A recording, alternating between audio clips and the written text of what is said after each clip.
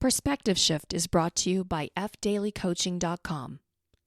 If you're seeking assistance to help navigate you through a difficult time or feel challenged to reach your full potential, Frank Daly can guide you to a perspective that will allow you to utilize your imagination and experience a more fulfilling and satisfying life. Frank has been working with people for over 20 years as a coach, helping them understand the power they have to transform their lives.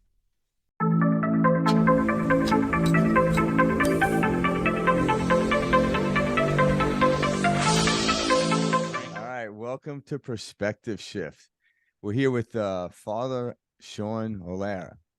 Father Seán, how are we doing today? We're doing absolutely great. I'm really looking forward to this session because you guys have a great rapport. I've watched a few of your podcasts and you seem to have a great time, just chatting about important topics. Oh, we always do, and it's exciting to have you on today. So for a little background for our listeners, Father Seán O'Leary is an author. He's a Catholic priest, he's a psychologist, and he's a scientist, and we're very excited to have you on today. So thank you so much. Yeah, he has an extensive background, so we could spend 2 hours just talking about your background. So we'll jump in because I also understand you speak 5 languages.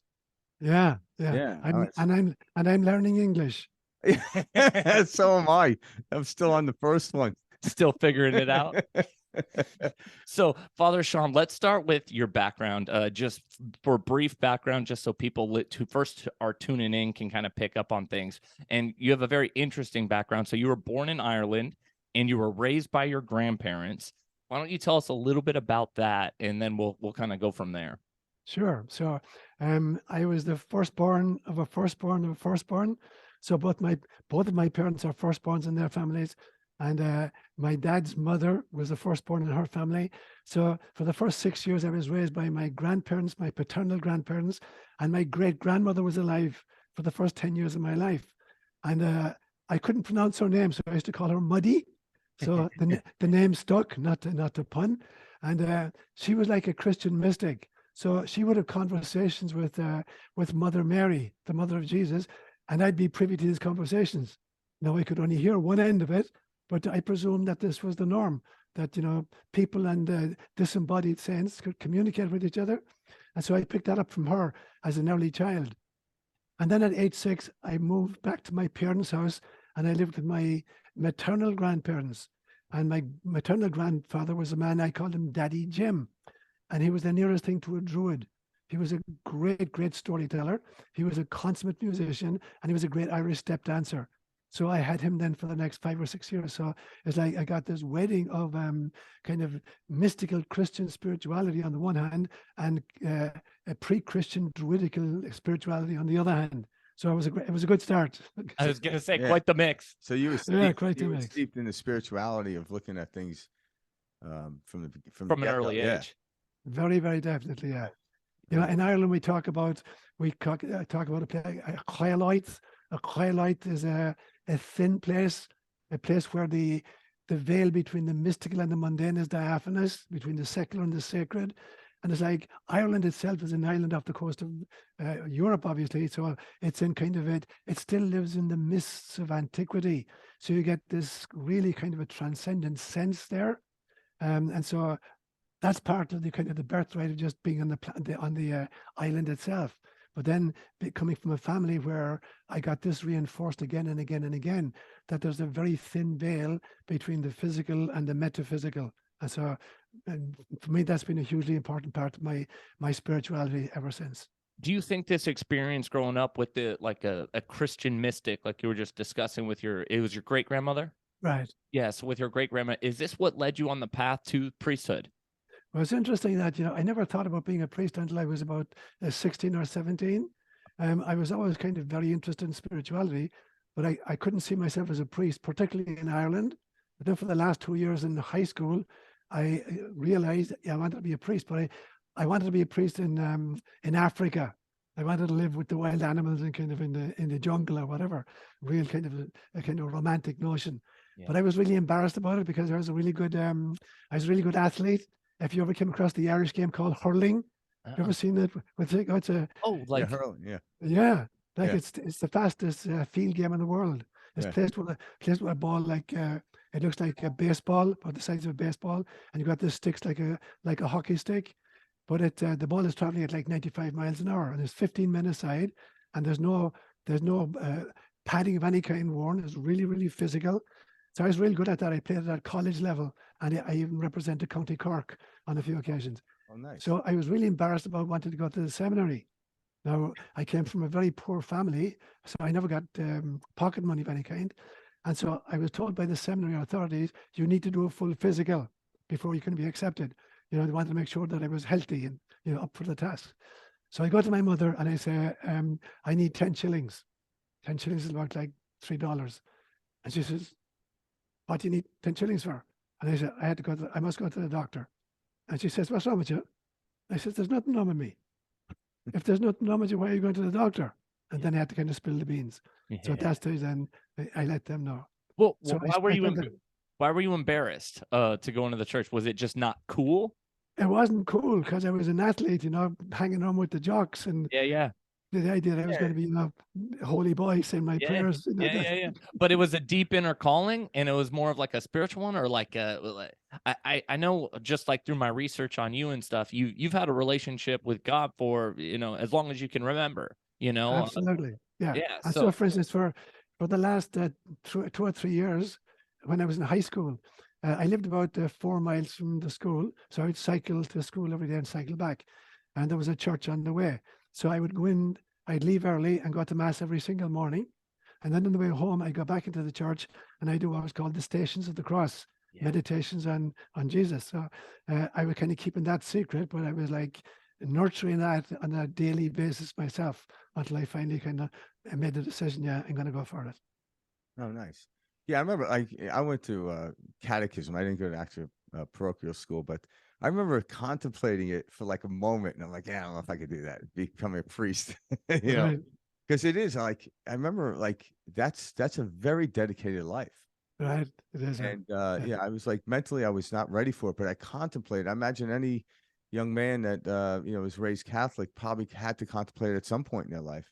Right. Obviously went for it. Yeah. Yeah. Certainly, if you went to a Catholic school, it got pushed quite a lot. Yeah. Have you ever thought that you might have a vocation? So you certainly got plenty of kind of heads up if you were interested. Yeah. All right. So Frank and I both were born and raised Catholic, you know, from our family. I went to Catholic school my whole life. You know, I was taught by Jesuit priests. Wow. I wish I was taught by a priest like yourself, because I had a lot of these different questions that we talk about, you know, that have come up. Yeah. And it was always a very, you know, a different perspective that was shared, or, you know, it was just completely the narrative would be, you know, shifted to something else. There was a lot of things that were brushed under the rug, or you just didn't talk about in school, you know?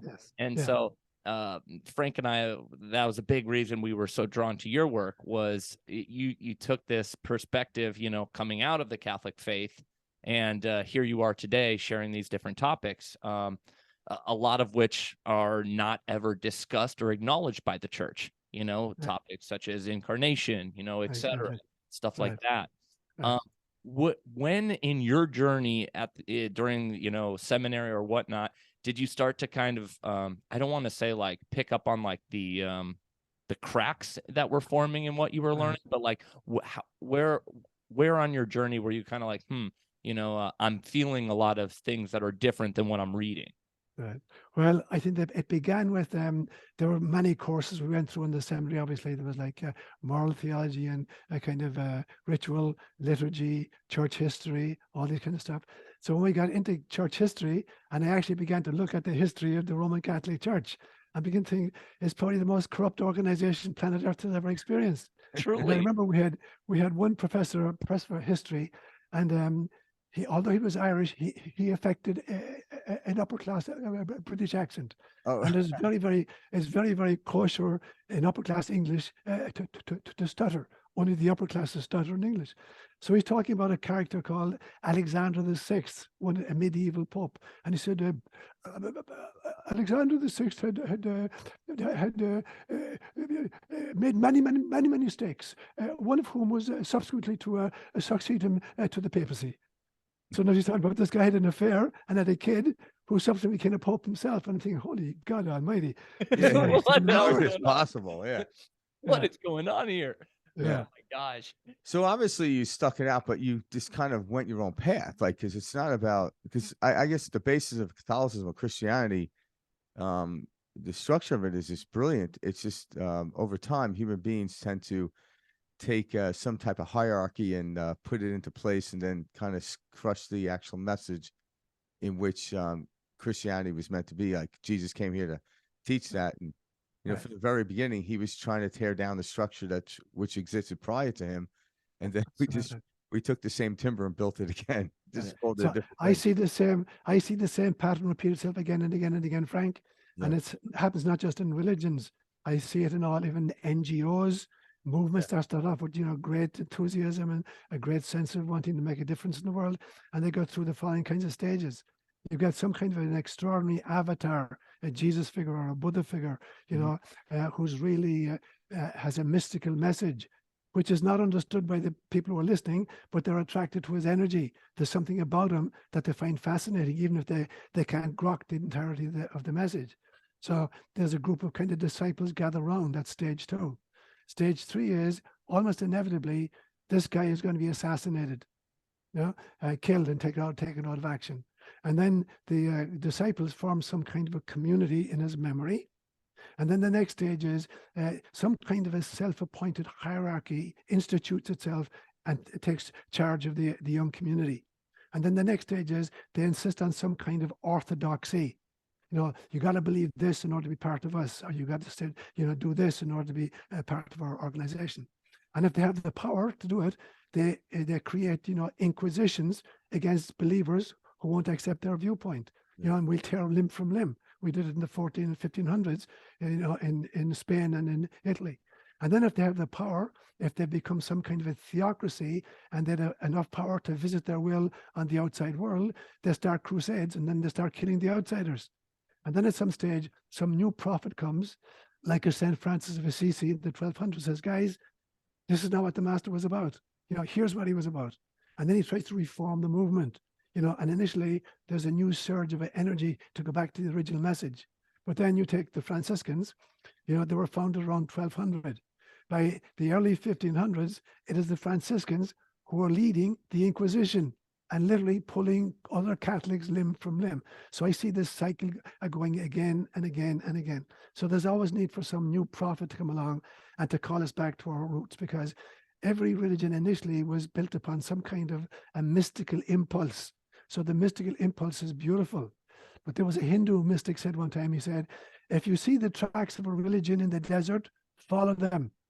But don't go where they're leading, go back to where they came from. Yeah. And that's the trick. If you can go back to the kind of the mystical origin of a religion, then you find the avatars and you find the mystical basis. But if you follow its trajectory, it's going to get corrupted at some stage, and then it's about dogma and legislation and fear. Yeah. So do you think we're coming to an end where we're stepping out of this type of cycle, at least on a broad perspective of here on Earth, this planet? Right. Because you know, there's people like you out there, and because I could see how people are starting to, like, there's a couple of people I follow, and they go to the seminars, and like the information's great. All of a sudden, they start, not that they're purposely doing it, but people start to act like they're in a cult. And I'm like, whoa, Yes. I'm like, it's not the person, it's the information. And I could still see it happening where we're falling back into the cycle that you mentioned. It's been here for millennia. Yeah. And so how do we, like, again, I guess you just said it, like, if you see the tracks, go in the direction where it came from, go backwards. Yeah. And so how, like, to an average person out there that's listening right now that might be just diving into this, how does one do that? Like, what is a process that you look at? How do you go back into self? And so I'm a big believer, guys, that the most important thing any human being can do in the life trajectory is to create what I call a personal cosmology. So every single one of us is living life driven by some kind of an interiorized philosophy of life, you know, but mostly it's unconscious. It's been unconsciously acquired, you know, from our teachers, from the priests, from the mass media, from the scientists, whatever. We take aboard a model of reality without ever examining it. And so it's unconsciously acquired to begin with. And then you put us in any particular situation and we unconsciously access it in order to determine the action I'm going to take. So if I say to you, Frank, why did you just say what you said? You say, well, seemed like the right thing to say. If I say, Mike, why did you just do what you did? It's, well, seemed like the appropriate thing to do. So what made it appropriate? What made it appropriate was the internalized philosophy of life, which you never examined because it was given to you as a small little child. It was set in red concrete, and you were accessing it unconsciously. And so to bring it to consciousness is vitally important. And this is the message of Socrates. He said, the unexamined life is not worth living. And Gautama Siddhartha would say, I am Buddha, which meant I am awake. And Jesus Christ would say, if the householder knew at what stage the thief was going to break in and steal, he wouldn't go to sleep. And so it's about coming awake. And so then it's about every single one of us needs to put quality time into kind of creating the cosmology that kind of drives our behavior, our thinking, and our speaking. And I suggest that it's based around 4 important questions. Now you have to build it out from that. This is kind of like, this is the skeleton.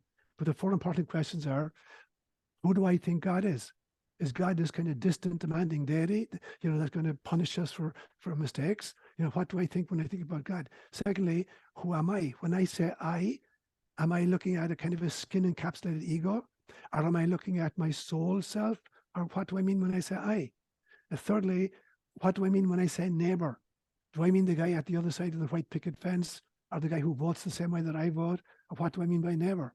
And then fourthly, what is my purpose? Why am I here? Why did I volunteer for Reincarnation?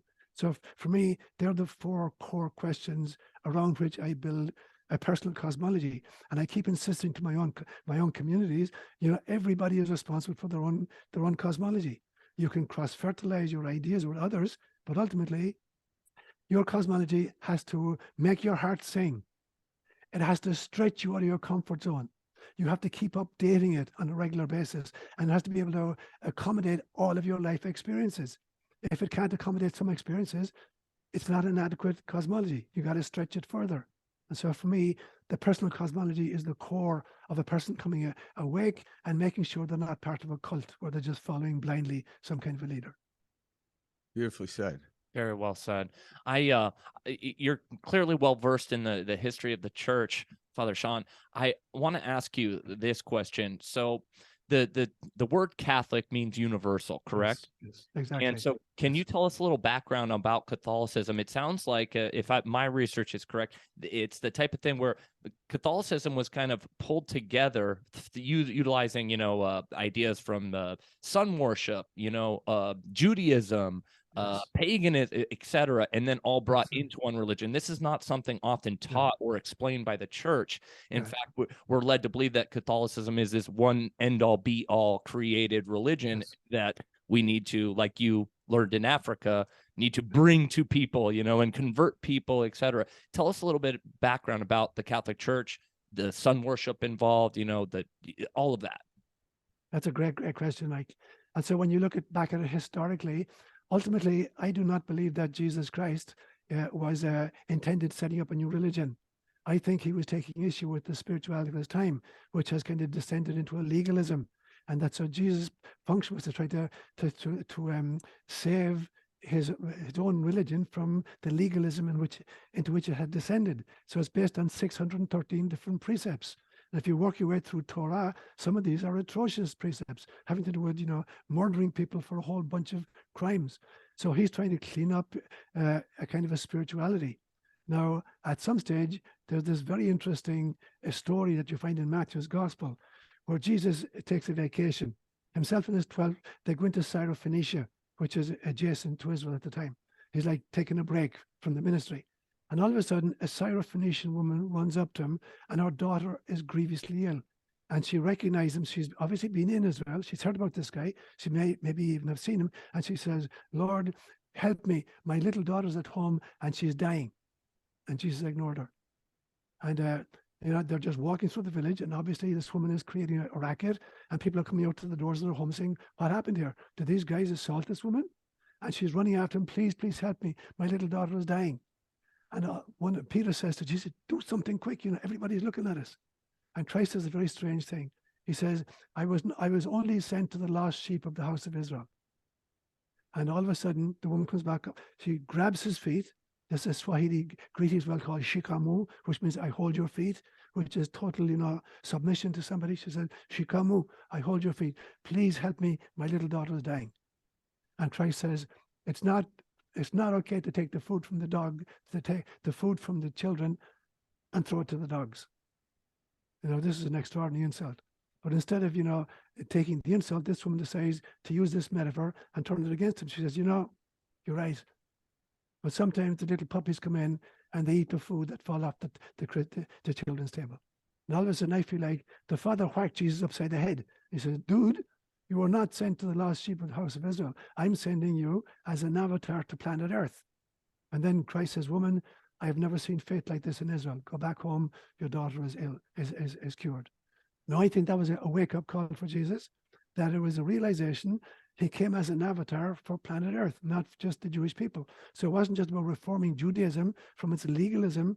It was to kind of create a totally different spirituality based on good news and healing. And when he sends out the 12 and then the 72 and finally the whole church, he only gives them 2 injunctions: preach good news and heal sickness. Now, what does good news mean? It means that we have a God who's a Abba, a daddy. He's not a distant, demanding deity who's going to beat the crap out of us. So that's the good news. And the healing is that we're meant to be a force for love in the world. That's the only mission you go out, preach good news, and heal the sick. So now they go out and they have various levels of kind of success. And they're then a threat within Judaism. So they're thrown out of the synagogues, and they're a threat to Rome, because the Romans had a system whereby when they went into a territory, they wanted to make sure they didn't upset the local divinities, because the Romans were polytheistics, and there were 3 kinds of gods at that stage. There's regional divinities who were responsible for a particular piece of real estate, like Israel or Rome or Athens or whatever. And then there were kind of tribal divinities who followed people around. So when the tribe moved, the god moved with them. And then there were what I call portfolio divinities. So if you're interested in war, here's the guy you need to follow, Mars. If you're interested in art, here's the guy you need to follow. If you're interested in agriculture, here's the guy you need to follow. So there's a whole different kinds of divinities. So now Christ is sending them out, and the Romans were very, very careful. When you go into a new region, be careful to honor the local gods. You don't want to upset the local gods. So the fact that this Christian population is now not honoring the old Jewish version of God, this is a problem for the Romans. It could create all kinds of problems with the gods. So they start punishing the Christians. So for the first almost 300 years, Christianity is surviving by being persecuted on a regular basis, and they're remaining totally faithful to the message of good news and healing. The worst thing that ever happened in 312 AD. And it was Constantine, the emperor at the time, decided to make Christianity a state religion, because he could see how strong it was. And he was about to move the empire from Rome to Constantinople. It used to be called Istanbul, but he renamed it in his own honor. And now he's based in Constantinople, and the western part of the empire is being invaded by Huns and Goths and Celts of various kinds. So he wants a really strong force on his western flank. And you could see that this was an organization, Christianity, that had really stood the test of time. These guys were not wimps. They went to the slaughter again and again and again. So they're the guys I want on my western flank. But he insisted that they get their act together. So he calls the very first council of the church, 325 AD, the Council of Nicaea, and he says, I'm not letting you out of this conference until you get your act together and everybody is in goose step. You have to believe exactly the same things. So they create what's called the Nicene Creed. I believe in God, the Father Almighty, creator of heaven and earth. So we all got to be on the same page. And now, I can trust you to look after my empire. And then he gives them all the titles. So the Pope then becomes the Pontifex Maximus, which was the title of the emperor, the Supreme Pontiff. And they start breaking up the church into jurisdictions using the Roman kind of dioceses and parishes. They were Roman jurisdictions. So now they're modeling, and the bishops then are the new version of the senators. So they're recapitulating now the Roman Empire with a kind of an overlay of spirituality. And power corrupts, and slowly, it gets corrupted. And as they encounter different areas, they start trying to co-opt the local gods and Christianize them. So many of the great cathedrals are actually being built on ancient Celtic, and pagan shrines, places which had been kind of inundated or saturated with the spirituality of shamanism of various kinds. And now they're going to take over those, and they'll take over famous feast days like Christmas Day, which was the kind of winter solstice. So they'll Christianize all of these things. So now in this effort to kind of reach out and kind of conquer in various ways, they're being diluted completely. The message of Jesus Christ is being totally diluted. And now they're going to make it, whatever the political system needs in order for this organization to flourish, that's what they'll go for. And then we see the history in the Middle Ages, and particularly in the 14th, 15th century, that it descends into crusades against the Saracens and against the Greek Orthodox. And then there's a huge big split in 1054 between the Eastern churches, the Orthodox churches, particularly in Greece, and Roman Catholicism, where they're separated from each other. Because up to then, there were 5 great patriarchates. That early Christianity recognized that there were 5 patriarchs who had equal power. There was one in Alexandria in Egypt. There was one in Antioch in Syria. There was one in Greece. There was one in Jerusalem, obviously, and there was one in Rome. And the one in Rome they called primus inter pares, first among equals. Only first because Peter and Paul, basically the founders of Christianity, were both buried in Rome. So they had precedence, but they were equal. It's just first among equals. But in 1054, the Roman version, separated from the others and declared itself to be supreme. And then all hell broke loose. And for 1,000 years, Greek Orthodox and Roman Catholicism were at each other's throats, murdering each other. Yeah. So that's maybe more than you needed to hear. No, No. and then the Ottoman Empire came in and took over that area where Constantinople was. So absolutely came Istanbul. Yeah. So yeah, we keep seeing this replication of the cycle happen, and so now it's like here we are in time, like people starting to understand cycles where prior they didn't. We were just closed to it. So once you understand the cycle, you become somewhat self-aware and start like having self-inquiry. Yeah. I'm noticing more people doing that, and it's just kind of like, okay, this is cool. And that's what like again, like you said, the to create your own cosmology. Absolutely. And it really is. And I'm like, I have to admit, I just started doing this maybe 4 or 5 years ago. Like I got into spirituality, but I was more pulled along because it was something cool. It felt gotcha. felt good to be around people of this stuff. There was something about them I wanted to go. Now it's like, well, wait a minute. Like, what is this? Like, do we start a new religion, start a new church? What is this? And then when I started self-inquiry, and again, I'm still steeped in that. Like every day I ask myself, why am I here? And it is satisfying. I still experience all the traumas of life, the dramas and breakdowns, but I don't feel pulled in anymore. And I started doing that. But it's like, so how do we go about teaching people self-inquiry? And that's a brilliant observation, Frank. So I think the first thing is to kind of really understand the question. When I say I, what do I mean by I? And for me, I divide it into three sections, 3 versions of self. This version that's talking here today, I call it my role self. Mm-hmm. So here's a guy with an Irish accent. That's a role I'm playing during this incarnation. I volunteered to be on planet Earth at this stage, as did you, and everybody else was here right now for a specific purpose. So I'm here and I'm playing a particular kind of a role. That's one level of the self. The second level is, I call it the soul self. And that is the kind of the eternal, kind of unborn part of me that always existed. This kind of holographic fractal of God. And then the third level is the source self. It's, so when I think of I, I'm looking at these 3 parts of me. So I don't want to get identified with my role. I want to play it as well as I can, but not identify with it. So Buddhism has this great notion of the difference between what they call turiya and turiyatita. Turiya is the witnessing consciousness, the part that looks down and says, oh, here's what Frank is doing today. I see what Frank is doing, you see what Frank is believing, but it's not identified with Frank, but Frank is playing a very, very important role. So there's a witness part, which is much, much, much older than Frank. It is watching what he's doing. Now, the next thing they call then is turiyatita. So here now we have Mike, and Mike is both the witness, of what incarnated Mike is doing, and he's also incarnated Mike. So it's what cultural anthropology would call the participant observer, that you're playing both roles. It used to be thought, cultural anthropologists thought you could kind of sneak into a village in the Amazon in the middle of the jungle and just watch what the natives are doing, and smoke your pipe and take notes. And the truth is, 2 years before you decided to go there, the natives in the Amazon knew you were coming. Yeah. Absolutely. You're picking up on this, and you're in there, and they see you, and they think that you're not influencing what they're doing because you're there. Of course you are. Yeah. So they now realize it's a participant observer. The very fact that you're observing makes you a participant and an agent of change in the group. So now that's what Toriatit is. So here's now Mike. Here's this kind of eternal part of Mike who's watching what the incarnated Mike is doing.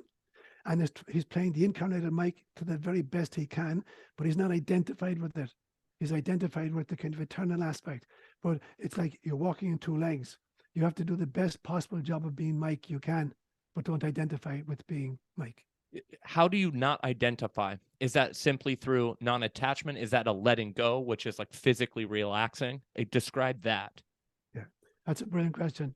So I think a lot of it has to do with the ability to access altered states of consciousness. And we do this naturally. I mean, every night when we dream, we're in these totally different states of consciousness. And it's fascinating to me that, when we're dreaming at night, for instance, there's no such thing as time or space or energy or matter. If you learn, for instance, to dream lucidly, the test for a lucid dream is, if I'm aware in the middle of a dream that I'm dreaming and I want to test it, am I really dreaming or am I actually awake? There's a very simple test. You put your hand against a solid object in the dream and you push. If your hand goes through it, you're dreaming. If your hand doesn't go through it, you're not dreaming, you're actually awake. And so matter doesn't exist in the dream state. Time and space don't exist. So a few months ago, I had a dream of being in my childhood home with my grandfather, Daddy Jim. He died in 1956. So I'm in California, and in the blink of an eye, I've gone 6,000 miles to the east, and I've gone 70 years back in time. So time doesn't exist, space doesn't exist, and matter doesn't exist. And if that's true, and you take Einstein's formula of relativity, E equals mc squared, energy is equal to mass multiplied the speed of light squared.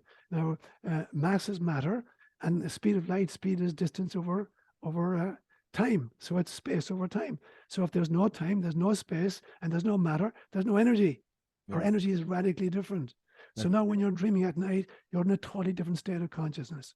Yeah. The same thing, if you meditate, you're in a different state of consciousness.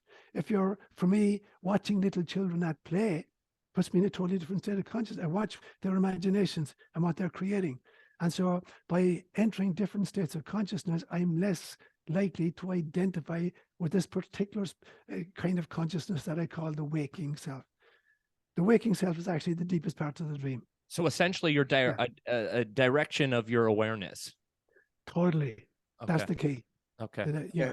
And so it's interesting that at one stage, there's this hard question in science: what is consciousness? So very often before I go to sleep at night, I'll seed my dreams. I say, I want to get a hit on what this is. So I said, I want to understand what consciousness is, at core, what is consciousness? And I wake up in the middle of the night with this phrase. It said, consciousness is source-saturated self-awareness. Source-saturated self-awareness. Source being God. And so it is the awareness that is totally saturated with the notion of God. So the self is the realization of God playing a role as Mike, or Frank or Seán. So for me, that's what consciousness is. The ultimate energy is consciousness. It's kind of like being on a movie set where you see a lot now that directors will actually act in the very movie in which they're in, but they realize they're acting and there's a role to play, the fulfillment of some story. So if we realize at some level we're acting, and I heard you use this analogy on a conversation you were having. I think it was just, you were doing some type Homily? Yeah. And I thought it was brilliant because it's like we were placed on a stage out of script. Yes. And okay, when something happens, I think you mentioned the family unit, like the dad was a workaholic, Yes. the mother was an artist, the son was the athlete, and the daughter was a drug addict. Yes. So you're there, all right? What role you play? How do you respond without a script? Exactly. Like, okay, that's kind of improv. If we realize we're improving, we then have to pay attention. We have to be what we call present, but it's relative to this stage. Absolutely. At some level, I'm also the director sitting in the chair, like waiting to say, okay, this is going good. I'm going to take it to a different direction. And then, I guess that's how you get the Father, the Son, the Holy Spirit. Right. Or the three aspects of who we are, from the physical plane to the higher self and then to the spirit. Yes. It's all playing a role. And I think that's what allows me to sleep well at night and go through the day is I realize I can tap into that, but still act appropriately and get signs instead of reading upon it. I actually keep something open and I know how to act in that moment. When I don't, all hell breaks loose. So I'm like, okay, I just learned something because I wasn't paying attention to the director, who the director's getting the source information from source. So by not paying attention, I learned something that it doesn't work. It doesn't work. By indirection, find direction out. Yeah. Yeah. Yeah. That's a great point, Frank. So I'm a big believer that we make, before we incarnate, that we make what I call preconception contracts. Yeah. That a whole group of souls comes in around the same time, and we agree to play particular roles in each other's lives. But the objective of the exercise is to afford each individual the ideal opportunity to learn whatever they've come to learn in this lifetime, courage or compassion or forgiveness or whatever it is. But we only know three things as we're coming in, I believe. I know my own personal history in previous incarnations. I know, what I'm capable of, and I know what trips me up. And I know the past history of everybody else I'm coming in with. There's no surprises. I know what they've done in past incarnations, and I know what my mission is this time around. So they're the three things I know. So I come in then, and I come into a pre-existing play. There's no script to it. There's no plot to it. People are just going to have to respond to the situations that arise organically from what other people are doing or saying or whatever, And I had a client one time as a psychologist who was a professional actor, and his specialty was improv theater. And he said there are two rules to improv theater. The first rule is that you have to work with every line your partner offers you.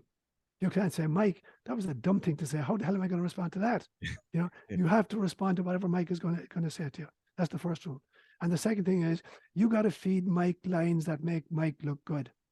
So the secret of improv theater, if you want the kind of the play to really flow, you got to work with every line you got, and you got to feed your partner lines that he's good at, and are going to make him look good. And he's doing the same to you, then it's going to take off. So that's the secret then in this life. This is improv theater. We're surrounded by a whole bunch of other actors. Some of them we call our parents, some are siblings, some are friends, some are enemies of some kind, and they're going to throw lines at us. Now the question is, how am I going to work with the line? And maybe more importantly, how am I going to respond with lines that make them look good? In the sense that it'll put them in contact with their own inner divinity. How am I going to do that? Yeah. Because the actor who makes the other actor look bad does not win the Oscar. No. I'll tell you that. No. Right. Yeah. The opposite. And it's sometimes Exactly. try to, because the hierarchy understanding or the misunderstanding of the hierarchy is we try to get to the place where I look the best. And that just, no one's going to watch the movie. But that's Western conditioning at its finest, which is competition, etc. I must stand out. I must be the best. I must prove my worth. That the heavy level of conditioning that we all go through, plays a big role in that. Yeah. Oh, yeah. Absolutely.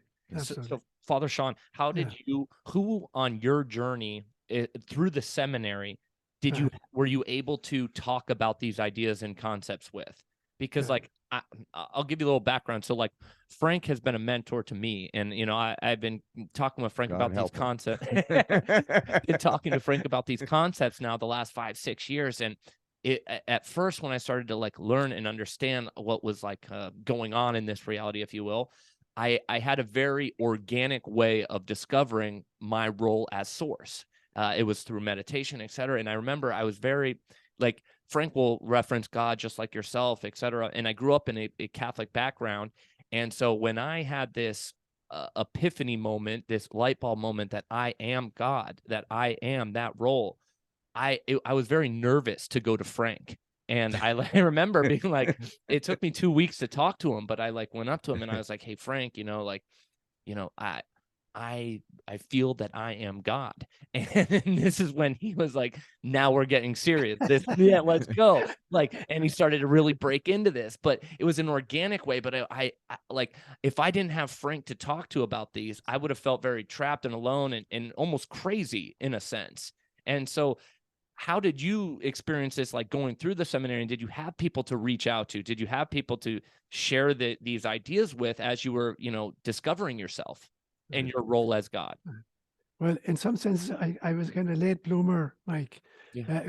Going through the seminary, apart from the fact that, looking at church history gave me pause in some senses, I still pretty much accepted most of the Catholic dogma.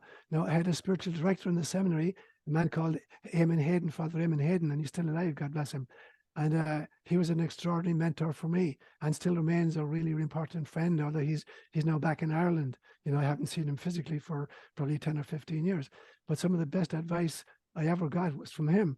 And the last thing he said to me before I headed for Africa after ordination, he said, you're a young guy, you're 26 years of age, you're going out into the missions, you're going to be surrounded by much older missionaries with much more experience than you, and some of these guys are going to come and they're going to want to have, the sacrament of confession and reconciliation, and they're going to ask you to hear their confession. He said, never be afraid to give them advice. Even though you're a young whippersnapper and they're much more experienced than you, it will not be you speaking, it'll be God speaking through you.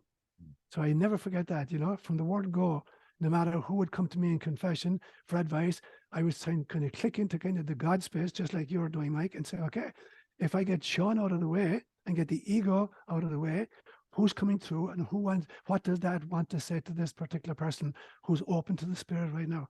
And then trust that whatever comes through is coming directly from source. So he has been the great mentor for me. Yeah. After that, I would say that it's been storytelling and Proverbs particularly, because I remember as a young, when I was in high school, the last year in high school before I graduated high school, I spent the entire summer in a village in West Cork called Chole, where Gaelic is still the mother tongue. Now, I was raised in Gaelic and English. And so I'm collecting these proverbs. In Gaelic, we call them Seán, which literally means ancient words.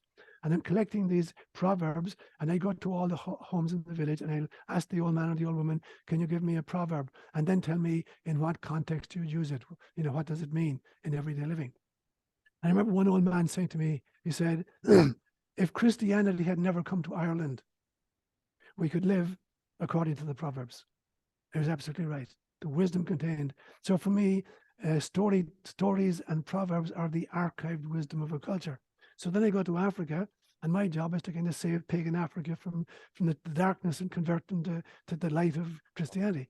I realized really quickly once I learned a few different African languages, and I learned the Proverbs and the stories, I began to say, if Christianity had never come to Africa, you guys could live according to your Proverbs and your stories, because they're the archived wisdom of a culture. And so for me then, the second kind of great mentor for me has been learning languages and learning proverbs and stories in those folklore in those languages. Because for me, Irish proverbs are as much the word of God is as the Bible is. For me, African folklore is as much the word of God, as the New Testament is. They're just storytelling modalities which encapsulate the deep learned wisdom of hundreds of generations of a particular culture. So they've been the mentor figures for me. Where did that this idea of this Catholicism, Christianity standing on its high horse, we are, the only way, when we must go convert, where did that come from? And how did that take over the church rather than working with other cultures, and building upon this, undescribable source? Yeah.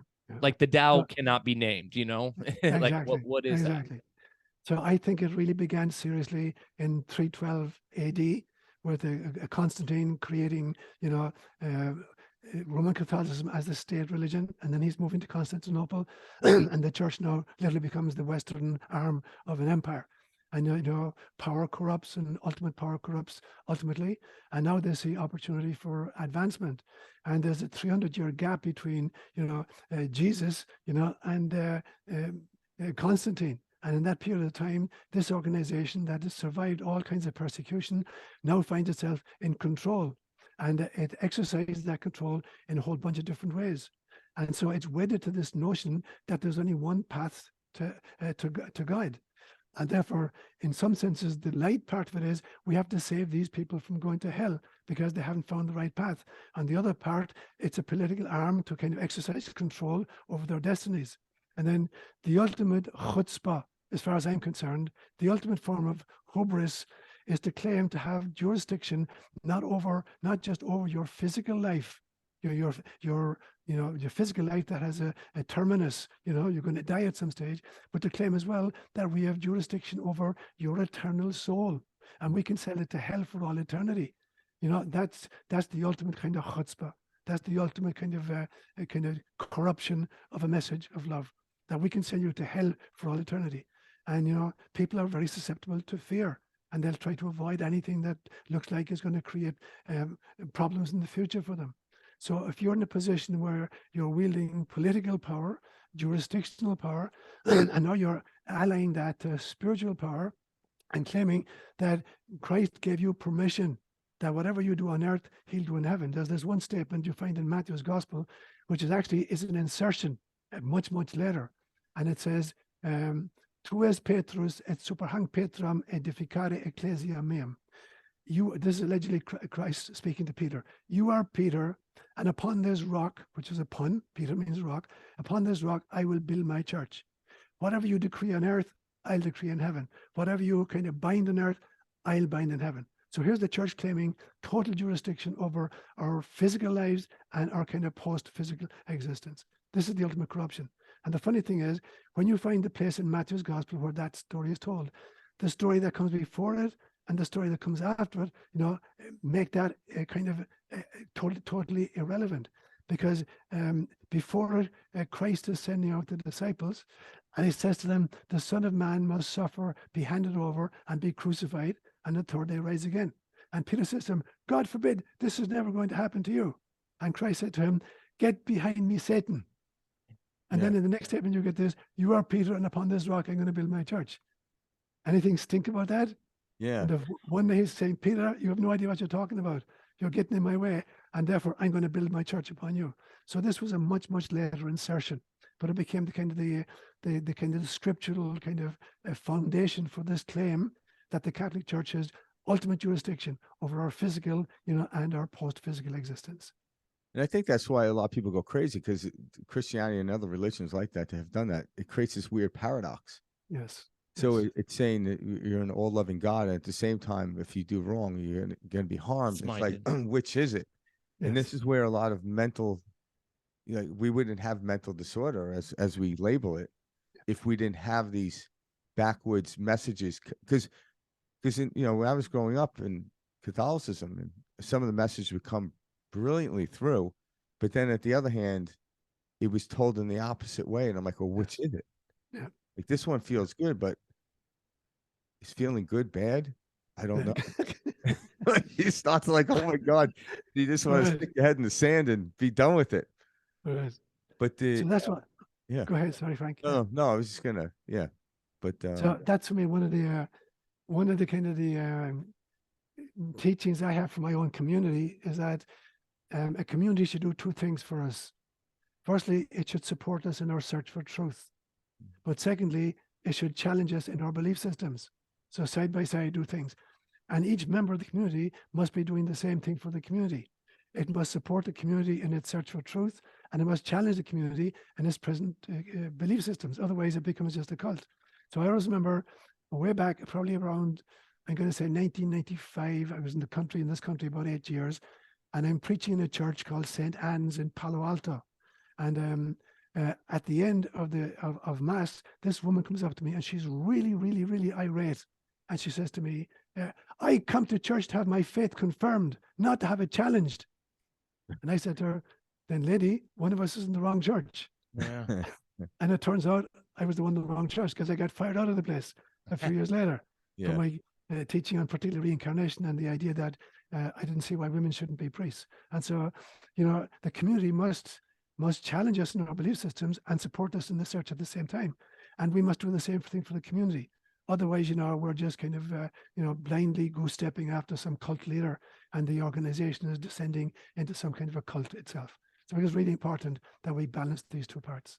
Yeah. Question for you about the scripture. So just in general, how would you, so I don't know the book, you probably remember this, but you've heard the phrase like, have I not told you all are gods? Yes. Yes. I feel like there was a lot more of this in the text that was removed throughout history in regards to our role, our capability, etc.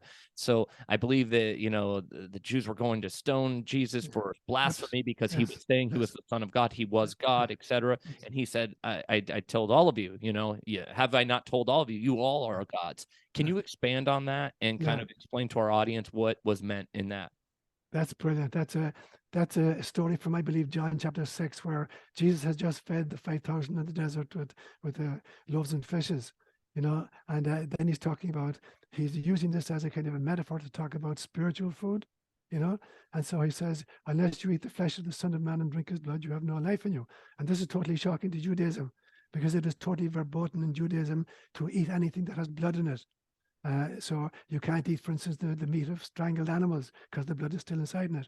And you can't eat you can't eat any kind of sausages of various kinds were made with blood products. And you can't eat anything that's been sacrificed to idols because the blood is poured out to the feet of the idols. And so this notion that you must eat my flesh and drink my blood, this is absolutely disgusting language. And they said to him, who can accept that kind of teaching? Jesus says, I guarantee you, before Abram came to be, I am. Now, Abraham flourished about 1850 BC. And so they said to him, you're not even 50 years of age, and you claim to be, to have known Abraham. And Christ says, before Abraham came to be, I am. And he says, and they took up stones to kill him. And he says, why are you stoning me? And what have I done that's causing you to stone me? And they say, it's not anything you did, that's what you said. Is that you're claiming to be to be the Son of God. And then Christ quotes this passage, and it's from one of the Psalms, where it says, those to whom the word of God is addressed are called gods. Because in some senses, this is in some sense an Old Testament realization, almost prophetically, realizing that we're all holographic fractals of source, that there is nothing except God. That I say kind of facetiously that everything that exists is simply God in drag, whether it's a bunny rabbit or an oak tree or a human being, that there is nothing which is not God. And so I say, for instance, that, life is a dream that the ego is having, and the ego is a dream that the soul is having, and the soul is a dream that spirit is having, and spirit is a dream that God is having. So basically, we are nested dreams in God's realization. So there is nothing except God, except we volunteer to kind of consciously self-separate in order to generate experiences for God. Because if God is all that there is, if you've got Father, Son, and Spirit, and my understanding is Father represents isness, the Son represents God's total self-knowledge, and the Spirit represents the love that God has for whom she knows herself to be. But that's a closed system, and a closed system can't generate any new experiences. And so God self-fractures. And there's a beautiful phrase for this in Judaism. It's called netzotzim, the sparks of the divine. Let's say God's fire breaks up into sparks in order to generate experiences. So every single thing, every single creature is a divine antenna into incarnation to generate experiences for that which cannot generate experiences on its own because it's a closed system. So we are how God experiences separation from self. And the deepest form of separation from God is to identify with our physical spacesuits. So I think there's a devolutionary process as we dive deeper and deeper and deeper into separation so we can generate more and more extraordinary experiences of the divine. So we go from source to the soul self, to the mental body, to the astral body, to the etheric body, to the physical body. So we're coming stepping down. It's like we're going denser and denser and denser in order to say, okay, if I separate from God as an individual soul, can I still remember that I'm God stuff? I probably can. Now, if I go down the next stage and I adopt my psychic body, where I'm clairvoyant, clairaudient, clairsentient, telepathic, precognitive, etc., can I remember then that I'm still got stuff? A bit harder, but maybe I can. Let me go down a level to identify with my mind and my ideas. At that stage, can I still remember that I'm God? Yeah, but it's getting harder. Come down to the astral level where I identify with my emotions. As an emotional being, can I still remember that I'm God? Very hard at that stage. Come down to the etheric level, the energy body, and say, can I remember that I'm God? Almost impossible. And now come down to the densest part of all, to the physical body, and say, do you remember that you're God? What are you talking about? Yeah. Yeah. And so this is what Christ does to kind of give us a prototype. This is what it looks like to descend right down to these levels of density and still remember. And there's this extraordinary phrase actually in one of the creeds where it says, after he had died, he descended into hell. Now, what does that mean? It means that somehow Christ wanted to experience the densest, most separate state of all, the sense of a hell. It doesn't exist really, but it exists psychologically and spiritually, that there's such a sense of separation from source that you're literally in hell. And he wanted to go down both to experience that level and to kind of redeem that level, to bring light down into that level. So even people stuck at that stage, in some senses, can remember that they are light. Yeah. And so for me, that's the notion then of the kind of the realization that every single one of us is God, playing the role of a human being. Yeah. That was beautiful. Well, it is, because I like how you put it into concessions in different levels, because I like the analogy I heard you once say, and I thought it was brilliant. Like you have a water source on your property. Yes. Yes. And it Well, leads into a stream, yeah. then it leads into a creek, and then it leads into a river, and it essentially leads into the Pacific Ocean. Yeah. So, but if you only looked at the water in the coming out of your Trickle. land, you would think it was separate from the ocean, but it's never separate. It's just Absolutely. you can't see the connection, and it's always leading back to. You don't see the water moving in the opposite direction, Exactly. and then it's evaporated in the system, sprinkled. So anyone that knows any basic science has already been told the story numerous times, but they don't see the connection with themselves as being the water. One drop of water is the ocean in its entirety. Yeah, absolutely. And Absolutely. it's all around us, but that's where self-inquiry comes in. It's like, Yes. we are the water, we are the light.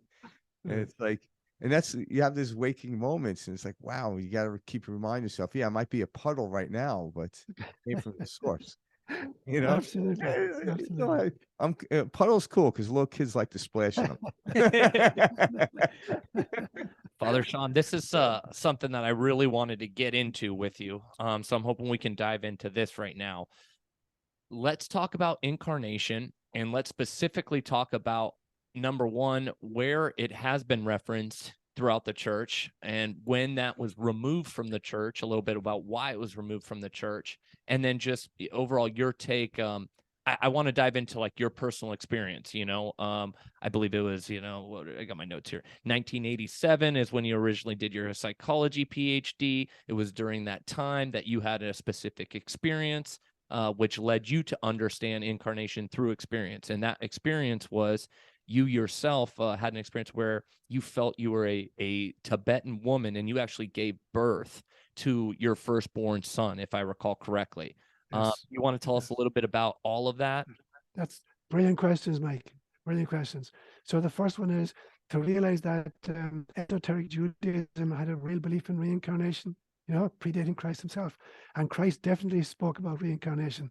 And my two favorite passages are, you will find one in Matthew's Gospel in chapter 17, the famous story where just a week before he dies, Jesus takes Peter and James and John to the top of Mount Tabor, and he falls into a trance. And they have a trance which is so powerful that Moses appears and Elijah appears. Now, Moses, if you believe he actually existed, died in 1250 BCE. And Elijah died about 800 BC. And now they're both appearing with Christ. And the disciples are absolutely scared when this happens.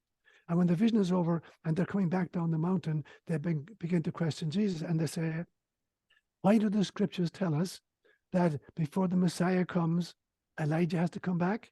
Because Elijah is only one of two people in Scripture that never died. The first was Enoch, who was taken up in some kind of a spaceship.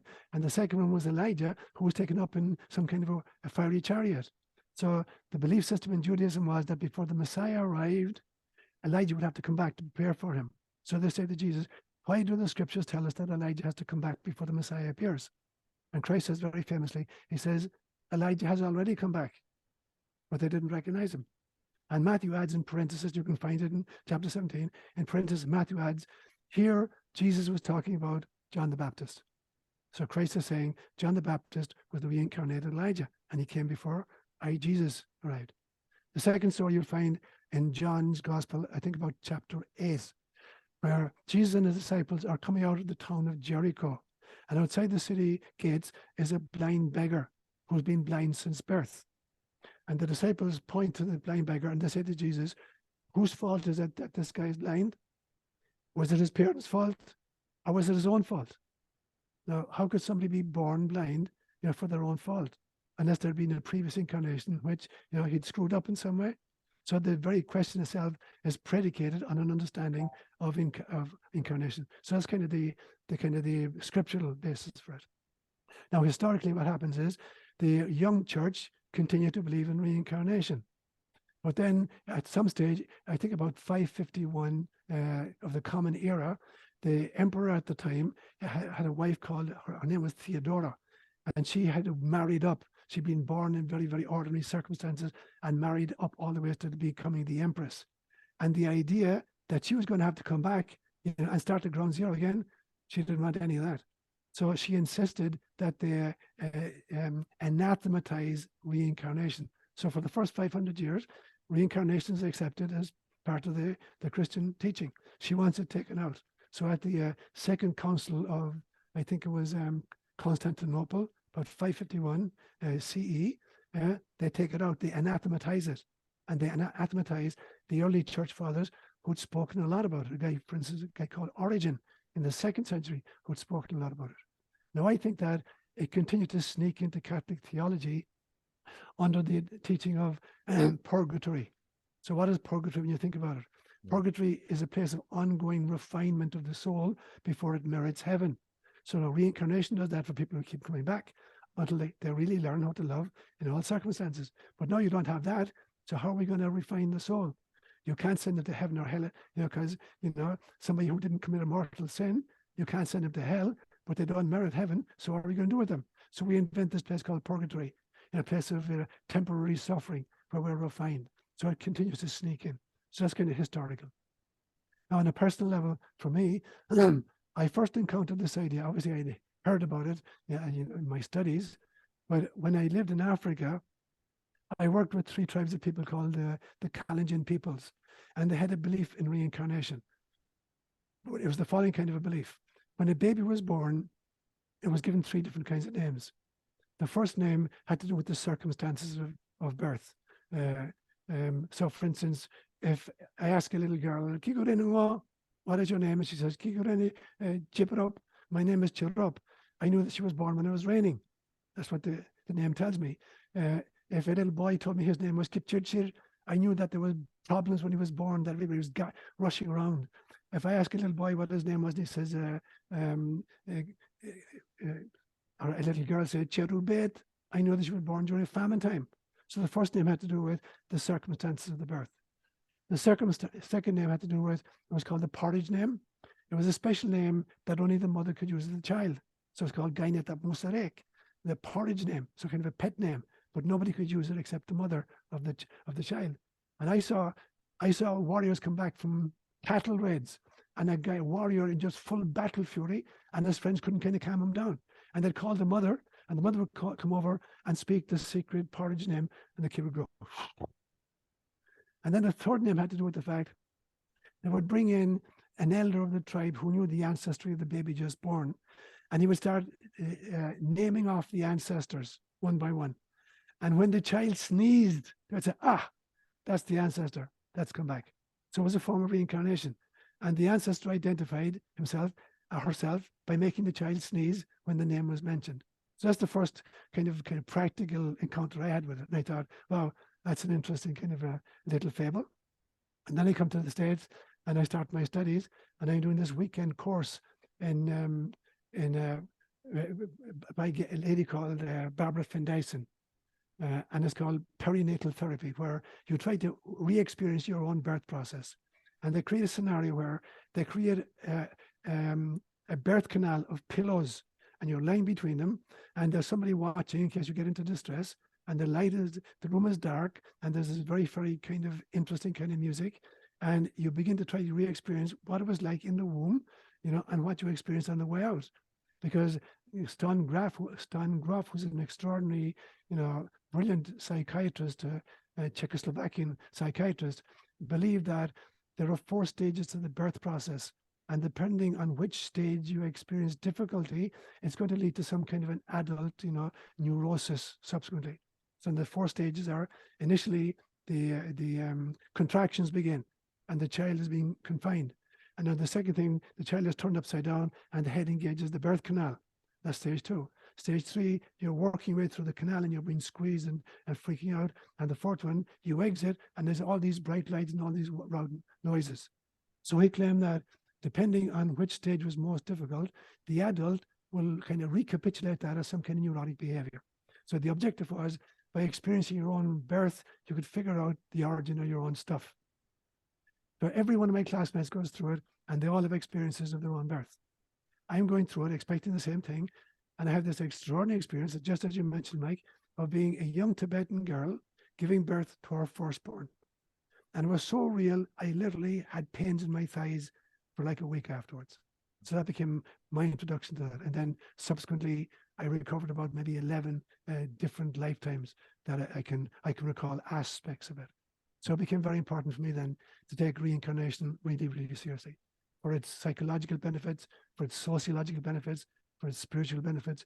Because sociologically, I can't be prejudiced as an Irish white male if I have been a female African slave in the 1300s, or if I have been, as I was, a young Russian soldier on the Eastern Front in 1944, being killed as I was trying to liberate a concentration camp of women and children. So how can I be prejudiced as a white Irish male if I've been in all of these other positions as well? So sociologically, for me, it is one of the most important tools of ending all kinds of prejudices. Yeah, I've had dreams. I've never had dreams of past lives. Brilliant. Yeah, and I remember I told Mike this story, but I had a dream many years ago. My son was like 5 years old. He's 20 now, and I would always have these dreams where I was being chased, and upon being killed or stabbed, I wake up. But this one dream, I was looked like the Khan Valley period, and I was being chased by these warriors. There's a whole slew of them. I was just me with 2 other comrades, and essentially came to this mesa where there was nowhere to go. I had to dismount my horse and just kind of get to my knees, and my head was chopped off. But I didn't feel anything. But I got back on my horse and just rode right past these warriors. They opened up, and I thought that was really interesting. It was the last time I had a dream of being chased or being killed. But then probably about 4 or 5 years after that, a client of mine, she started getting into past life aggressions, and I was her first one, and that came up. Wow. Like, wow. It was weird because I didn't know what to make of it other than I never had that dream again. But I feel like you, I've always had a very difficult time trying to gain access or side with people that were prejudiced against other people, because without even knowing it, I just had an instinct that I was that at one point in my experience on this planet, but never could put my finger on it. It was very difficult for me to knock anybody because I felt like I was them, and I didn't know why. I had no idea. It wasn't like I just felt that weird way. It was very difficult for me to do that, even though I wanted to fit in and do it with, my friends that were doing it, but I couldn't come to it. I don't know why. But now, as time went on, I'm like, okay, I probably did that too many times in the past life. I'm done with that. Yeah. That's a powerful, powerful dream. Obviously you understood it precisely as it was. And obviously either that dream or previous dreams that you may not even have remembered have influenced who you are and your relationship. So to kind of xenophobia and the realization xenophobia doesn't make any sense whatsoever. No. Xenophobia is basically a civil war where I'm at war with myself. Yeah, that's exactly what it is. Because we're all one. Absolutely. Just you Yeah. know, obviously like a light, the sun coming in too, hitting a droplet of light of Yes. water, it creates a Yeah. prism. So Yeah. you have all the different colors of the rainbow, but it's one color. Exactly. Just different Exactly. fragments and different Right. viewpoints and different vibrations of it. I love where you were going with what you were saying, Father Seán. One of the questions that I wrote down, you know, in regards to incarnation, and you touched on this in regards to prejudice, but what are the implications of incarnation on people and how they view each other and the world? And did the church capitalize on this in order to limit us individually from self-realization? Yeah, two great questions, Mike. And so, yeah, obviously the effects of having reincarnational experiences is exactly, excuse me, as Frank just said as well, you can't be prejudiced. You know, if you realize I've been in all these other configurations, you know, and it makes as much sense now for me to be prejudiced as a Catholic Irish priest than it did for me to be kind of a druid in, you know, ancient Ireland at that stage. And so many of the incarnational experiences I've been able to recover, and it's not that I've been able to recover entire lifetimes, but snippets from about 11 different lifetimes. But there's been a theme that's run through several of them, and it's being some kind of an ecclesiastic, a druid at one stage, a theologian, an Italian theologian in the 1500s, a German ecclesiastic in the 1700s, and in every time running foul of the bureaucracy of taking anti kind of establishment kind of stances on theological issues, like, you know, people going to hell that I didn't believe in, you know, and getting censored for the positions that I took. And that's the one that's followed me into this lifetime as well. And so, for instance, I was thrown out of the Catholic Diocese of Nakuru, of San Jose, because of my teaching about reincarnation and women priests. I was actually on the 4th of October 2010, after 38 years as a Catholic priest, I got a letter from the Vatican in Latin, 2 pages, saying that they were dismissing me and that I could no longer represent myself as a Catholic theologian. I had no permission ever again to say Mass in the Catholic Church, to teach in any Catholic institution from grade school all the way to college, you know, and that the only way I could exercise my priesthood is if I came across somebody who was dying and there was no other real priest there to hear the confession, I could hear their confession and offer them absolution. And so again and again and again, I found myself at variance with kind of the dictates of kind of ecclesiastical organizations and taking the stances of much more an egalitarian understanding of God's love than this one. So obviously I'm still learning that lesson because I got whacked again this time. But aren't you seeing that? Because we see it right now, like in people who study cycles, obviously the cycle every second, every minute, every hour, every day, every year. But then you have these other cycles in mathematics, like every 144 years. But then there's these cycles that are like closer to 2,000 years. And like what happened close to 2,000 years ago? Well, when you look at the hierarchy, it was the Roman Empire. Yes. And we're seeing happen again. But I think from a vantage point of people like you, and I'm starting to glimpse this, is what happened. Like, well, not everyone suffered during those breakdowns. Yeah. Most people suffered with the people trying to maintain the hierarchy. Yes. So it's like, okay, get out of the building, so Right. you get hit by the bricks. Because Yes. the foundation is always solid. It's just they built a lofty structure on top of that. Right. And it's almost like get into the basement, get where the foundation is. And that's what Yes. I'm learning, because a lot of people around me are scared. And I'm like, don't be scared. This has happened before. Yeah. And and I'm like, most people don't like this system, but Right. they're scared of it collapsing at the same time. I'm like, Exactly. yeah, I'm like, Yeah. it's meant to collapse because it was never solid to begin with. It never really Absolutely. had any foundation. So there's a great passage, Frank, in the Gnostic Gospel of Thomas. There were a whole bunch of Gospels that didn't make it into the kind of the final canon, and so, you know, in the Synoptic Gospels, Matthew, Mark, and Luke, there's this story where Christ says, "Seek and you will find; ask and you will be given; knock and the door will be open to you." But the Gnostic Gospel has a very different hit on that. And for the Gnostic gospel, there were 6 stages to the process. So here's what Thomas says. He says, those who seek should not stop searching until they find, stage 2. And when they find, they will be disturbed.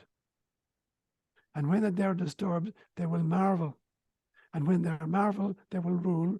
And when they rule, they will rest. So the 6 stages: seeking, finding, being disturbed, marveling, ruling, and resting.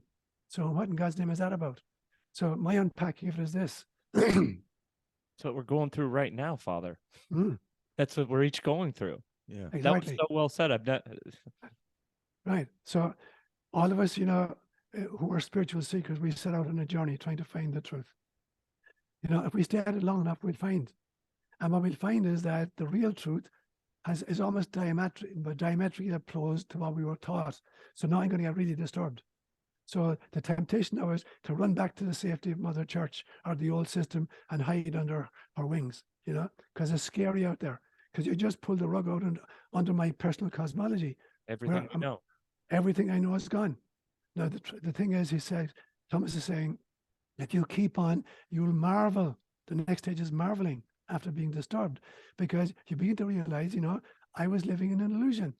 I was living in an illusion that I'm separate from God, that I'm separate from others, and that I'm separate from nature. I'm living in the illusion that God is a punitive, distant, demanding deity when God is a loving Father. So I realize that now it's a marvelous one I'm discovering. I'm free at this stage. Now, stage 5 then is I rule. It's not that I have control over anybody, but that I have total control over my own state of mind and my own destiny. And then finally, I can rest. I found the truth, and I can just at that stage, go with the tide. So I think we're in this stage as a global community right now, Mike. This isn't just happening anymore at an individual level or a little small community level. We're experiencing it as a global level. And the temptation is we're at the 3rd stage, we're being disturbed. The temptation is to run back to the old systems, to sacrifice our rights for the sake of some kind of security, and then finally wind up under the heel of the tyrant. And so we have to have the courage to keep pushing the envelope as a global community and to break through the fear into the stage of, marveling at the reality, which is the truth, and then moving into total self-control, and finally the ability to be at peace. Now, I love the image of that with the the story of the caterpillar becoming a butterfly. It has to kind of cocoon itself, goes into this shell, and it literally disintegrates interiorly into a goo, a totally messy goo. And in this messy goo, it releases what are called imaginal cells that reconfigure, its existing system into an aeronaut that can fly, this beautiful creature that can fly. Now, but it spends hours trying to get its way out of the cocoon. Once the butterfly has been formed, in potentia, it's struggling to get out. And there's this great story about a young boy who watches a monarch butterfly trying to work its way out of the cocoon. And it's really, really, really struggling. So finally, the kid decides to intervene. And very gently, he starts breaking the cocoon around the butterfly so as to release it. And indeed, he does. He liberates the butterfly, and he cripples it in the process. Because it is the struggle to get out of the cocoon that releases the lactic acid into the wing structure of the butterfly that allows it to fly subsequently. And because it's been denied the struggle, it's denied the lactic acid, it will never fly. And so for me, that's the stage we're at right now. There's this extraordinary global struggle going on in which we're releasing the lactic acid of pure divine love into the wing structure of the next stage of human evolution. And if we try to abort that process, we're never going to fly as a community. So we have to have the courage to stay with the process, to accept the difficulties and the pain and the fears that may arise, and still stay committed to the process, of getting out of the cocoon and spreading our wings. I love that you brought up the beautiful example with the butterfly. I think that's something all listeners at home can understand, relate. Great analogy there. I love that you brought up the Gospel of Thomas, because that is one of the books that have been removed. Frank, I sent you that PDF copy a while ago. We were looking at that. There's so much knowledge in there, And it's beautiful. You know, when I suggest everybody go, you can literally download a copy for free online, the Gospel of Thomas, but it speaks truth on so many different levels that we're talking about. You know, your role, creation, you know, what you're a part of, etc. How many, in your opinion, like how many similar texts were removed, you know, throughout history, and like were all of them as powerful as the Gospel of Thomas? They're innumerable, Mike. Yeah. There are many more that have been excluded than have been included. And the process did not just begin with Christianity. The process began actually about 600 BCE with the kind of the creation, or the kind of the pulling together of the what we would call the Old Testament. So most of the Old Testament was actually written during the Babylonian captivity, which happened between 589 BCE and 539 BCE. And the story behind it is that of the 12 tribes of Israel that allegedly came out of Egypt during the Exodus, you know, there was a civil war in the country in 933 BCE, and 10 of the northern tribes split from the 2 southern tribes. And the 10 northern tribes were demolished by the Assyrian Empire in the year 722 BCE. So they're never heard of again. Only 2 tribes survived in the south, Judah and Benjamin. And then they were taken into captivity in the year 589 by the Babylonians, who had overcome the Assyrians in the interim. And they're taken into exile. And now they're afraid that they're going to disappear like the 10 other tribes. So they start creating their own scriptures. So they start amalgamating, you know, stories that they'd heard. And they start radically revisiting them and throwing out ideas that didn't kind of comport with what they needed to do. They needed to create a mythology that would allow them to kind of understand their history, survive their present vicissitude, you know, and hope for the future. So they create these origin myths. Moses is a fictitious character. He never existed. You know, for one thing, the Hebrew language didn't exist at the time of Moses. The Hebrew language came about 1000 BCE. Aramaic existed about 100 years before that. So if Moses wrote the Torah, what language did he write it in? It had to be Akkadian. It couldn't have been Hebrew. It couldn't have been even Aramaic. The language at that stage, if Moses existed in 1250 BCE, he would have had to write it in an Akkadian language. But Moses was an Egyptian, according to the scriptures, so he would have had to write it in a kind of hieroglyphics. And so Moses didn't write any part of the Bible. He didn't exist, but he's this extraordinary archetype of the liberator. So in that sense, he's very, very important, because fictional characters can be more inspiring even than factual characters. So beginning with this Exodus experience, a real Exodus from 589 BCE in Babylon, they're trying to put together some kind of origin myths and some kind of liturgy and some kind of a spirituality that can allow them to survive. And that's when most of the kind of the Old Testament is written. But then they kick out particular stories that didn't comport. And this book is edited several more times before Christianity gets its hands on it. And then Christianity does a huge number. But even before that, about 300 BCE, the Hebrew scriptures were translated into Greek, because there's a big Hebrew community living in Alexandria in Egypt, and they're surrounded by this extraordinary Greek kind of literature, and they feel kind of inferior. So they want to create an equal kind of an epic. So they translate the existing Hebrew, but they radically change it. It's called the Septuagint, because allegedly 70 different Jewish scholars took the Hebrew scriptures, translated them independently, and came up with exactly the same translation, which is poppycock. And they radically massaged several important words in the Hebrew, you know, and they mistranslated them. Words like, for instance, Yahweh, are like Elohim, you know, are like Kavod. They totally mistranslated them, either because they had a different agenda or because the original words, there were no Hebrew words for it, because they'd come from a much more ancient, you know, Sumerian background. So then Christianity finds the Septuagint, and in the year 400 CE, in the Common Era, Pope Damasus, you know, engages Saint Jerome to translate the Septuagint, which is the Greek translation of the Hebrew, and now he's translating from the Greek Septuagint into Latin. And again, he's messing with a whole bunch of different words in it. And so, for instance, the word Deus, Latin for God, which is a translation of the word Theos in Greek. Theos itself, you know, did not mean God originally. It meant an observer. And so you're taking a word, observer, and now it becomes God, kind of the infinite, all-powerful God. So again and again and again, you're messing with the translations, and you're kicking out books that are kind of staying more kind of faithful to the originals. Books like the Book of Enoch, and the Gnostic Gospels, and the Gospel of Mary Magdalene, and the Apocryphal Scriptures. So there's much more kicked out than got included. So on the basis of what the Church Fathers, now the new Western arm of the empire want to kind of create cohesion. And so they're going to decide now what's acceptable and what's not acceptable. Yeah, and what I noticed about, like, obviously you're very steeped in history throughout this whole thing, but the one thing that stands out as I study history is the truth will always prevail. Does it? Yeah, and maybe at this point in life, or people that are trying to hide the truth, like years ago, if you look at in the value of how we live our life right now in time, it was easy to keep truth away for many years. Now it's very difficult. So it excites me to know this cycle's coming to an end, because trying to hide the truth, somebody will do something on Tuesday and by Friday we know about it, where it could have been a century before we found out.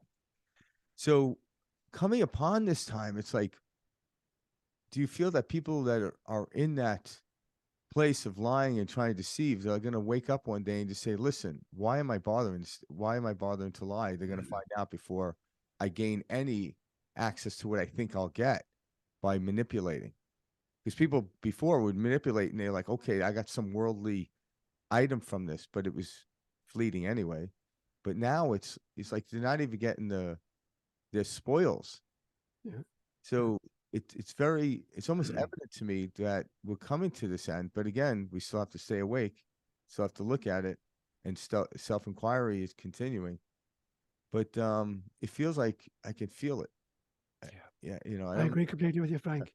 And it becomes important for us then to realize that it has to be God's timing and God's method, because the ego in me wants to say, I want it to happen, by 2025, and I want it to happen in this particular fashion, And what I have to realize is this is God's gig, and so it's going to happen in God's timeline and God's way. But in the meantime, I think the very pressure is forcing us into, I created a new term a few months ago that I call homo spiritualis. Because I think we're at a trifurcation point in human history at this stage, where there's what I call homo sociopathicus, where human beings dedicated to a total control of the resources of the planet. They're trying to create what I call homo artificialis, transhumanisms that can be literally programmed, and hacked in various ways. Artificial intelligence, just we're robots, and then homo spiritualis, people who are waking up. Now, the ultimate, I think, is, I call it homo Christus, people who are identified with the Christ inside in themselves. Now, I think that the very pressure being exerted on us at a global level at this stage is actually forcing the evolutionary trajectory and accelerating it. And that we're moving out of identification with our physicality. We're becoming more aware of our etheric energy bodies. We're becoming more aware of our astral, emotional bodies that we actually inhabit when we're dreaming at night, which are not subject to space, time, or matter. That we're beginning to identify with, ratiocination, Plato's ideal realm. That we're beginning to identify perhaps with our psychic abilities, clairaudience, clairsentience, precognition, etc., and ultimately with our soul selves. And that is the pressure that's been exerted on us at a physical level that's forcing us to make the change into a totally different stage of what we're meant to do. And so in some senses, I'm happy to see, the pressure that we're under right now, because left to our own devices, we just sleep our way through the next 10,000 years. So now we're either going to break down or we're going to break through. My belief system are going to break through. But it means a lot more people waking up and taking seriously the kind of journey that you and I are on, of just radically re-examining our history, understanding our core sense of self, and then helping to create a future which is literally a Garden of Eden in the real sense of the word. So we're breaking through that cocoon right now, as we see. Yes. I want to build off of Frank's question. So, I mean, that was something I wanted to hear just your thoughts on, Father Seán, is the Vatican and their role in currently with everything that's just been going on. So clearly they're aware, of texts that have been removed throughout history. there's information out there, you know, that's not being shared with us in regards to, you know, extraterrestrial life, all sorts of things that, you know, can change the view of the church. And you mentioned this, you know, I wrote a note, I can't remember, but, you know, taken in a ship, you know, your reference to that. There's a lot of stuff that just is not shared that I feel like the Vatican keeps, you know, their finger on. Because it needs to be let out, you know, in a very delicate or specific way. What role does the Vatican play in, like, I guess, like, why why is this information not being shared from the Vatican? That's a hugely important question, Mike. And I have very mixed feelings, obviously, towards the Vatican as an institution. Of course. I think in church history, it has proven to be one of the most successful and one of the most corrupt bureaucracies ever created. Now, it really pains me to see that there seems to be some kind of cooperation between the WEF, the World Economic Forum, and the Vatican happening at this stage. Yes. So it's like we have a proverb in Irish that says, which means working hand in hand like the devil and his grandfather. So I'm concerned, actually, at the cooperation that seems to exist right now. Now, traditionally, the Vatican has been an extraordinarily corrupt organization. And of course, it's so multi-pronged. It's like a hydra-headed serpent in the sense that some of the greatest good that's ever been done on planet Earth has been done by, I believe, you know, Catholic priests and nuns. And, you know, basically it was the monks who invented agriculture. It was the monks who invented higher education. The first universities in Europe were created by monks. The nuns and the sisters created hospital systems and school systems. So, and working side by side with fellow missionaries in Kenya. And I looked at the extraordinary, you know, work they're doing at a social level. So extraordinary. So there's a lot of great people on the ground doing great things. But you've got a hierarchy and a bureaucracy which is in league, certainly with the power systems of the world. So I'm really concerned about that. To speak specifically to the ET question, I have no doubt whatsoever that there are extraterrestrials out there. And in fact, when you learn to read the Hebrew scriptures in the original, and you look at the original meanings of words, they're talking about either, you know, they're gods. They never call them gods. They call them Elohim, the powerful ones. They're either just very, very advanced human societies that have literally aircraft and can come in and out at will, or else they're extraterrestrials, but they're much more advanced than the rest of us. So personally, I have no doubt whatsoever that the universe is teeming with life and that we have been visited. And I believe we have been genetically modified, you know, that we have been, the Garden of Eden was a place where they sowed the seed, that they kind of genetically modified it, they weeded it, they watered it, you know, and have been coming back occasionally to kind of see how progress is going. So the fact that the Vatican at this stage is studying it, and that the two main Jesuits in charge of the kind of the two great astrophysicists made the statement that if our ET brothers visited us, we'd be prepared to baptize them, as if, you know, an advanced civilization needs our ceremonies in order to kind of bring them salvation. But that their thinking is at least very, very open at this stage to the reality that there are extraterrestrial visitations happening, and how do we prepare for it? So there are lots of different reasons why they're playing their cards very close to the chest. A lot of them, I think, very nefarious, and some of them just for, as you say, breaking the news to us gently. Because eventually they'll have to step out of it, because obviously we're sitting here talking about this information. So years ago, they were able to actually contain the information, but they can no longer contain it. We're just like Mike brought up, which is brilliant. Why are they not acknowledging it? Yeah. So eventually they're going to have to acknowledge it, because everyone's already diving into this. Years ago, like you said, they were able to hold it because they were the only ones with the knowledge. Correct. And that's why it's a very interesting time to actually not jump into this game of truth, what we call empirical truth. Yes. And it almost seems like when I see people do these videos online, if it's a politician, whatever, and everyone's like, I can't believe what's happening. I'm like, well, when you're watching it, you're almost thinking like, my God, people still think we believe in this. Yeah. I tell people, I'm like, this is not what's actually happening. We're almost making fun of it because we don't buy into it anymore. So we're going through that process. I'm like, no one believes this politician really means this. So it's waking up to it. But then I'm like, we have to stop watching those videos and go back into a community and actually the truth and know the truth. And like you said, go in and do your own cosmology, and Because hey, when I look at the you talk about like different astral planes and humans are able to do like remote viewing. Well, Yes. technology, like right now, we're talking to you. You're in California, we're in Arizona. Yes. The technology is showing it's possible, Yeah. but we are the technology. We don't need the laptop. Eventually, we won't. But that's why in the past, when you said when someone entered into a like an indigenous tribe's village, the tribe already knew because they already had remote viewing. Absolutely. Yeah, Absolutely. it's like this guy thinks he's sneaking in. Yeah. We'll go meet him at the gate. We'll go meet him at the gate. Seriously. It's like having ring. They had what ring kept you? doorbell. Yeah, they had the first. They had the first version of Ring Doorbell on their village. It's like, So when dude, you see what the- kept you? Yeah. yeah. Exactly. So when you see the replication of all these fractals of understanding, and like people, I'm like, yeah, we are that. We're just using a device to allow it to come through, but we are the actual device ourselves. Totally.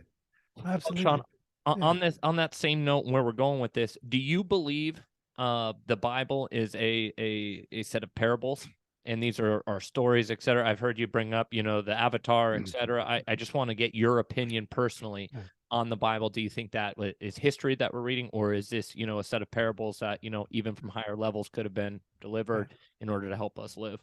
Great question, Mike. And so I think, it's interesting that the word Bible is from the Greek ta biblia, which means the books, not singular, but plural, because it's actually even if you take the Hebrew scriptures, 39 books, it's a compendium of totally different kinds of literature. So the example I use is, if you get a Sunday newspaper, no, I don't get a newspaper at all, but if you get a typical Sunday newspaper, there's a sports section, there's a finance section, there's a cartoon section, there's a foreign news section, there's a movie section, different sections of the paper. If you read through the newspaper, you're putting on a totally different mindset when you're reading the foreign news from reading the cartoon sections, but you're not aware of it. You're making the shift unconsciously from different genre of literature, as you're moving through section to section of the Sunday newspaper. Now, the same thing is true about the Bible. It's totally different genres of literature. There are some historical books in it.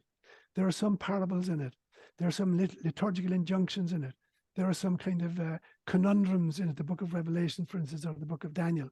And there are liturgical kind of precepts to it. There are injunctions, moral injunctions against it. So they're totally different forms of literature.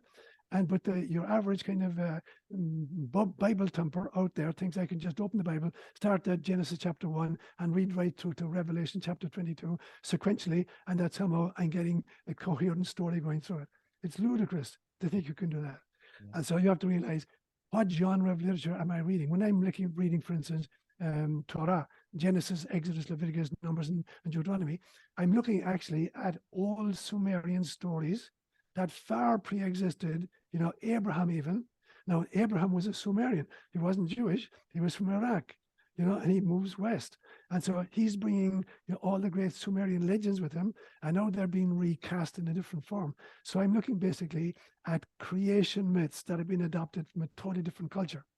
If I go into, for instance, First Kings and Second Kings and First Chronicles and Second Chronicles, I'm looking at historical period, some of which can be authenticated from non-scriptural sources. If I go, for instance, to, let's say, the book of Leviticus, it was written by the priests, and they're talking about how to do ritual in various kinds, and how to make sure that you pay taxes to the priests, to the Levites. And so I have to realize there are totally different mindsets coming from totally different stages, of the journey. And all of that has been redacted several times between 600 BCE and 300 BCE. So the form we have now is almost unrecognizable from the form that really existed at the beginning. So yeah, there are great parables in it, so that they can be deconstructed. So we can look at them literally, we can look at them symbolically, or we can look at them esoterically. So when Jesus Christ says, for instance, if your right eye scandalize you, pluck it out and throw it away from you. Better to enter hellfire with one eye than to enter into paradise, than to enter, have two eyes, and go to hell. Or he says, if your right leg scandalize you, chop it off and throw it away from you. Better to enter into heaven with one leg than to enter into hell with two legs. Now, if you take that literally, then heaven is populated by blind amputees. Yeah. Yeah. So it's Yeah. obviously Great Yeah. point. yeah. So you Yeah. can look at it symbolically, or you can look at it, esoterically. What does it mean to have legs? It means to have a way, to have a journey, to have a purpose, to have a kind of a trajectory, a spiritual trajectory. What does it mean to have an eye? It means to kind of to have inner vision, to be able to look beyond the mere physical and to see into the soul. So at an esoteric level, this is a really powerful injunction to kind of wake up and use your faculties, but taken either symbolically or literally. One church father took it symbolically, rather literally. He castrated himself, literally castrated himself. What? Because he thought that literally, if he castrated himself, he wouldn't have any bad thoughts anymore. So he's taking Christ's injunction literally for all the good it did him. I'm sure it didn't help it in one way with his bad thoughts or whatever. Yeah. And so you have to realize that, there are so many different ways of meeting the texts. And the most important way is to meet it with your soul self, and let the soul self be the interface between the content and your understanding of it. But I feel this when I start to definitely go within and do self-inquiry, it's easier to discern how to use the information. Because I think that's people, like you said, like Michael brought up, a lot of people will say, well, it's all parable, and some will say it's all history. And obviously your full knowledge is like, well, you have to discern that and yourself when to use, when not to use it. Because people want an easy blanket. I'm like, that's not how life's designed. Right. Because if you have that, you have a script. Yeah. But we weren't meant to have a script. We were meant to be awake, so we know how to respond to the person we're with or the situation we're in. Yeah. And became responsible human beings, the ability to respond, not the ability to replicate. Right. Yeah. And that precisely, Frank, is why Jesus refused to speak in philosophical terminology or scientific language. He used only parables. And on 2 occasions in Matthew's Gospel in chapter 13, the crowd is really annoyed with him. And they said, why are you talking in these stupid stories? And he gives 2 different answers, but they're the same thing when you think about it. The first time he's asked, he said, I speak in parables so that seeing you may see, but not understand, hearing you may hear, but not comprehend. So what does that mean? It means if you're seeing with your physical eyes and trying to comprehend with your physical brain, you're not going to get my message. You have to be seeing with a different kind of vision and hearing with different kinds of ears in order to understand what I'm saying. The second time he's asked, why are you still speaking in these stupid parables? He said the second time, I speak in parables so that I may reveal things which have been hidden since the foundation of the world. In other words, there are some truths which are so deep that the only way they can be articulated is some art form. You can dance it, you can make music from it, you can tell stories about it, but you can't treat it in philosophical terminology or dogmatic decrees or scientific formula. That's not going to get you there. No, it can only, it's almost like seeing a sign that says beach. That is not the beach. Right. It's just an indication you're somewhere near the beach. That's it. Right. Yeah. And science is coming to that part where they realize they may know the understanding of a correlation, but they don't know the causation. Yes. Because what scientists are doing, God love them, they follow the direction in which the people are journeying, but the true scientists will go back where they came from. Absolutely. That's the true scientist. Like, go back in the direction where they came from. You'll find the source. Right. Yeah. And I love the way when you were doing the piece on with Dean Radin, that one of the points he made was that that when you go back before 400 years ago, before the scientific method, and you go back to all the old systems, you had a lot more kind of, in senses, a lot more truth available, a much bigger picture of reality than the one conferred by this strict kind of Newtonian Cartesian model. Yeah. And it's interesting how people will just dive into it and believe it. And I used to do that too. And I never really even studied that deeply into science, but I wanted to believe that person was right. For what reason? I don't know. Maybe to be part of something. I think that's really why we do it. We want to be part of something, but we're already part of something way bigger than this little fractal of a part that think we stuck in. Father Seán, something I wanted to bring up that it just kind of came to me that I wrote down here at the end was I was listening to you and you referenced Buddhism a couple times throughout this. And me personally, I've been very drawn to Buddhism, but specifically because of how they address suffering. And suffering has never been addressed, in my opinion, correctly by the church or how I was brought up in Western society. We were never taught what suffering was and that suffering was part of life. In fact, we've been taught only ways to avoid suffering or purchase our way out of suffering or take a pill to relieve suffering. And so I love seeing your focus on Buddhism. Why was that message of suffering not shared in the Vatican? And what can you share with us just about your experience with it? I feel like in the Western world, if we were told like, hey, this is normal, suffering is part of life, we wouldn't think that there's something wrong with us. We wouldn't feel like that we're separate from each other. We would be like, this is part of the ebb and flow. This is part of, the travel, etc. Can you touch on that? Yeah, sure. And so I'm going to fine tune the language a little bit, Mike. Yeah, please. So yeah, so the Buddha is talking about life as dukkha. The word that was being used is dukkha. So the Buddha also said, that pain is inevitable, suffering is optional. Because I think there's a significant difference, and they're often used as synonyms. Yeah. So for me, I say that that pain is the price of incarnation. Every single one of us voluntarily born into bodies that are subject to aging and illness and death, on a planet which is subject to tsunamis and earthquakes and comet strikes and whatever. We volunteer to come into this playground called planet Earth, into these spacesuits that we call our bodies. And so the price of incarnation on a planet is pain. Now, I think that suffering is the interpretation we foist on the pain we're experiencing, the stories we tell about the pain. So I would say as a psychologist that 95% of the distress that my clients kind of talk about is actually suffering rather than pain. It's the stories they're telling themselves about the experiences they're having. Yeah. And so I think then that in some senses, we have to realize that we can overcome a lot of the suffering by acknowledging what the real pain is and understanding what the purpose of the pain is. Now, I created a model many, many years ago of illness. I got it, I made a formula, AX1 plus BX2 plus CX3 plus DX4 plus EX5 plus FX6 equals illness. X1 stands for genetic predisposition, that every one of us is born into a particular spacesuit. So particular families are subject more to cancers than to heart disease. Other families to heart disease or to diabetes or sickle cell anemia or whatever. So there's a genetic predisposition, X1. X2 is environmental influence. It's both the in utero experience of the little baby in the mother's womb. Is she properly nourished? Is she being beaten up by somebody now? So what's the in utero experience? And subsequently, what is the kind of what's the experience of the newborn baby? Is it born into a hostile environment, where there's lots of screaming and shouting and poverty and a lack of food? So the environment is a second factor. The third one is personal lifestyle. If I'm sitting on the couch all day, with a six-pack and a bunch of taters and watching television, that's going to say something about the quality of the health I can experience. Number 4 for me is personal belief systems, because the mind is huge here. What do I actually believe?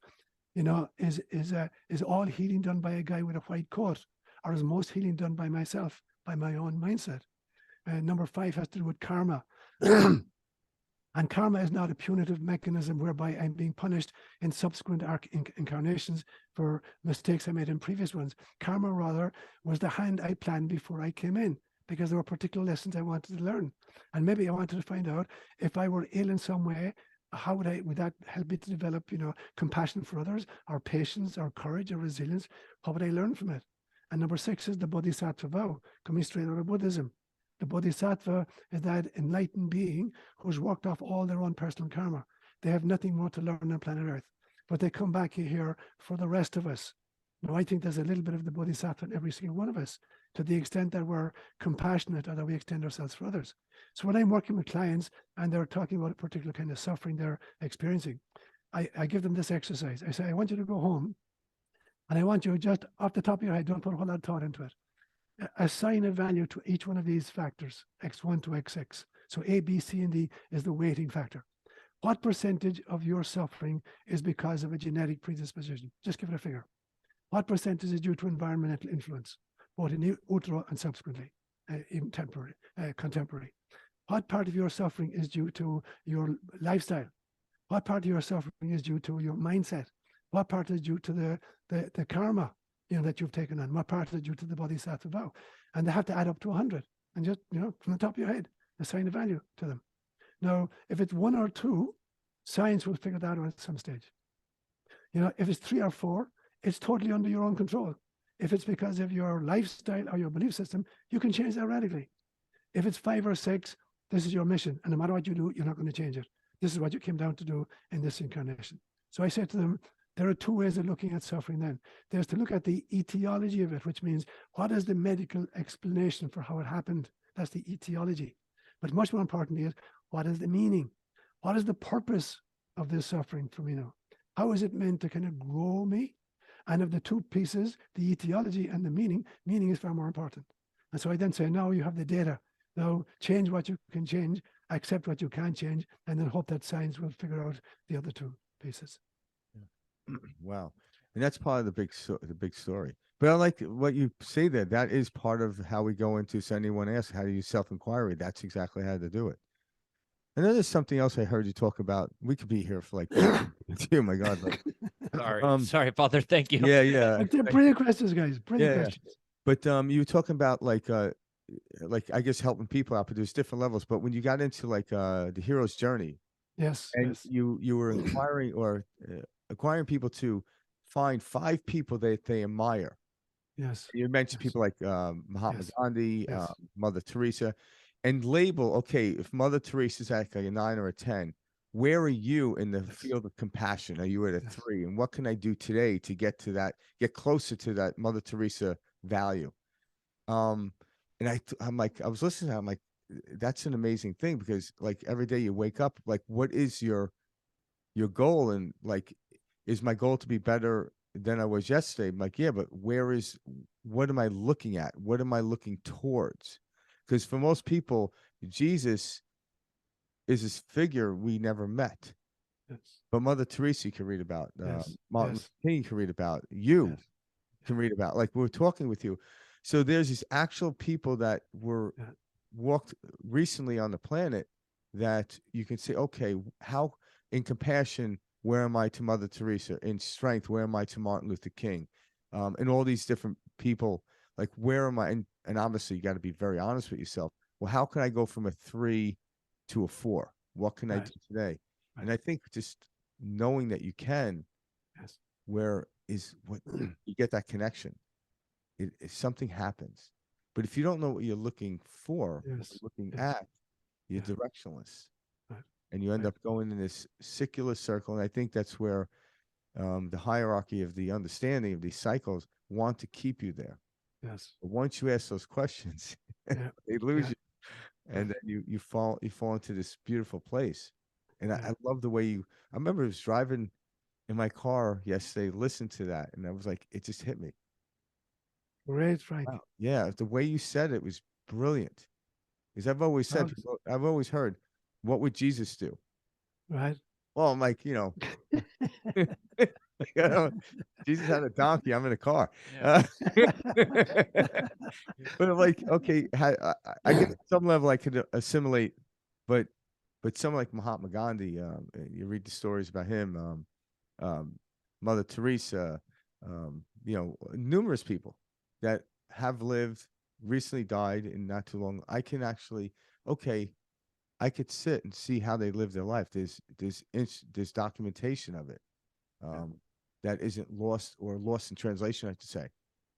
And I'm like, okay, where do I stand? And oh my God, it's eye opening. It really is. I can't complain when I do that inquiry. That's brilliant. So it brings up 2 things to me when I hear you say that, Frank. The first one is that we've totally misunderstood the notion of perfection. Perfection, when you hear in the Gospels that you must be perfect as your Heavenly Father is perfect. And the Greek word that they use is the word telos, from which we get the English word teleology. And teleology means to be attracted toward a goal. So perfection is not about a stainless steel sinlessness. It's about having a vision of my mission. And perfection consists not in not making mistakes. It consists in picking myself back up every time and keeping my eye on the ball. This is where I want to go, and no matter how many times I fall, I'm going to keep my eyes on the ball. So teleology is very important. So a little acorn that falls on the ground has a teleology. It wants to become an oak tree. And no matter what it has to do, it'll try to send down shoots to create an oak tree. So it's totally focused on becoming an oak tree. No matter what kind of environment it finds itself in, it'll try to find a way to establish a root system. And it's going to take it 50 years. An acorn is going to take 50 years to become a tree capable of dropping its own acorns. But it's going to stay with that process for 50 years and then not long after. So that's what perfection is. It's about being committed to the goals for which I volunteered to incarnate, no matter how many mistakes I make. And then the second piece that you're saying is that has to be done empirically. There's a science to spirituality. There's a very definite scientific system to spirituality. In fact, I just gave a 4-day retreat in March on I call it mysticists. I believe mysticists are a cross between mystics and scientists, and that the future of humanity is becoming mysticists. People like Tyler de Chardin. But what I see is that there's a scientific method that you have to apply to spirituality as well.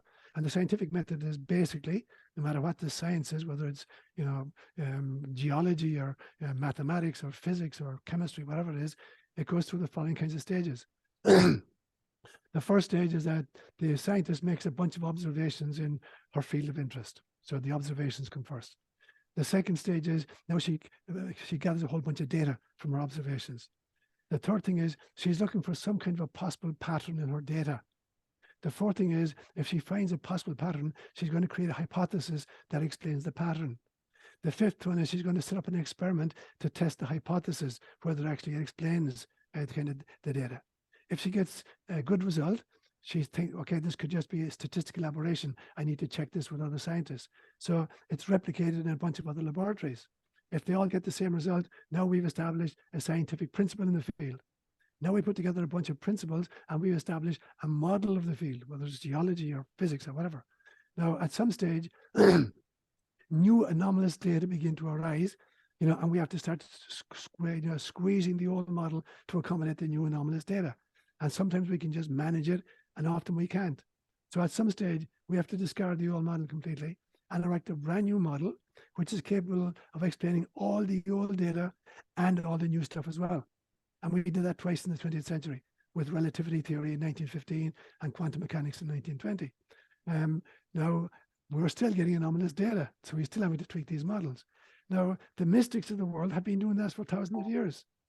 In their field of interest, observation, collecting data. When I meditate, what happens? How am I feeling inside? What does my body do? Where does my mind go? So I create some kind of I see the pattern and I create a hypothesis. Okay, this kind of meditation leads to this kind of an outcome. Now I'm going to go to my fellow mystic and say, have you tried this particular Buddhist kind of meditation or, yoga or, kind of contemplation or whatever? Yeah, I've tried that. What were the results? Here are the results I got. Ah, bingo. That's what I got too. So now we've created a model, a mystical model, but new mystics come along and they show different experiences. Like a Francis of Assisi that'll have stigmata. Where did that come from? Some kind of a psychosomatic reaction to his meditation. And so I believe then that, like you said, Frank, that looking at the difference between me and Mother Teresa on compassion. Okay, I've established I'm a 3 and she's a 10. How do I get from a 3 to a 4 or a 5? So what do I need to do to kind of become more compassionate? And how do I need to record that? And so create a chart that says, okay, if I were to look at my behavior today on a scale of 1 to 10, just about compassion, I'd say I managed a 4.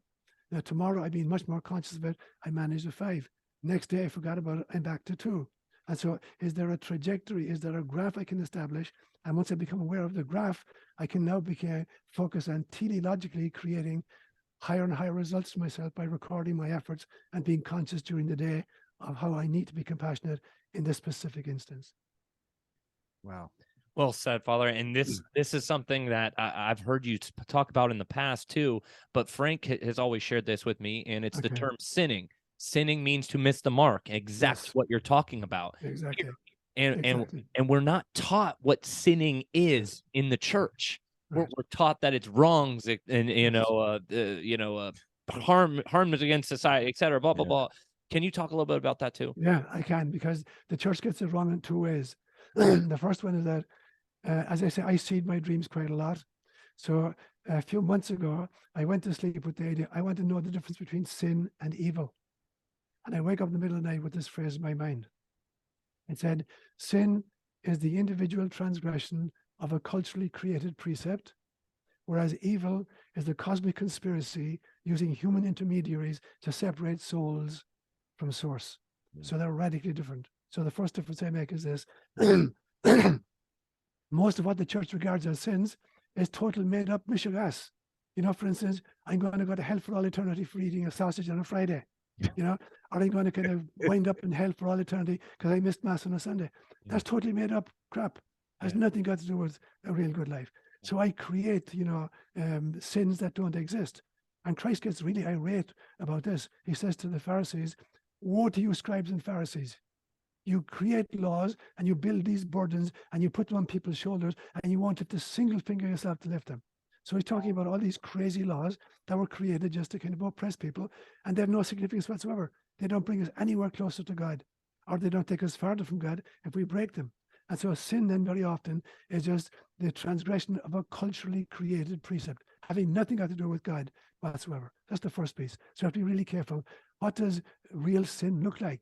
And real sin, there's only one sin. It is being asleep. It's being asleep to the purpose for which I incarnated. That's the only sin. Everything else is just a kind of third and fourth level kind of sequences to that. So that's the first thing I'd say, Mike. And the second thing then is, you know, when I think of missing the mark, the symbol that's used in the Greek translation, literally for sin, is missing the mark. Now, I use this example sometimes.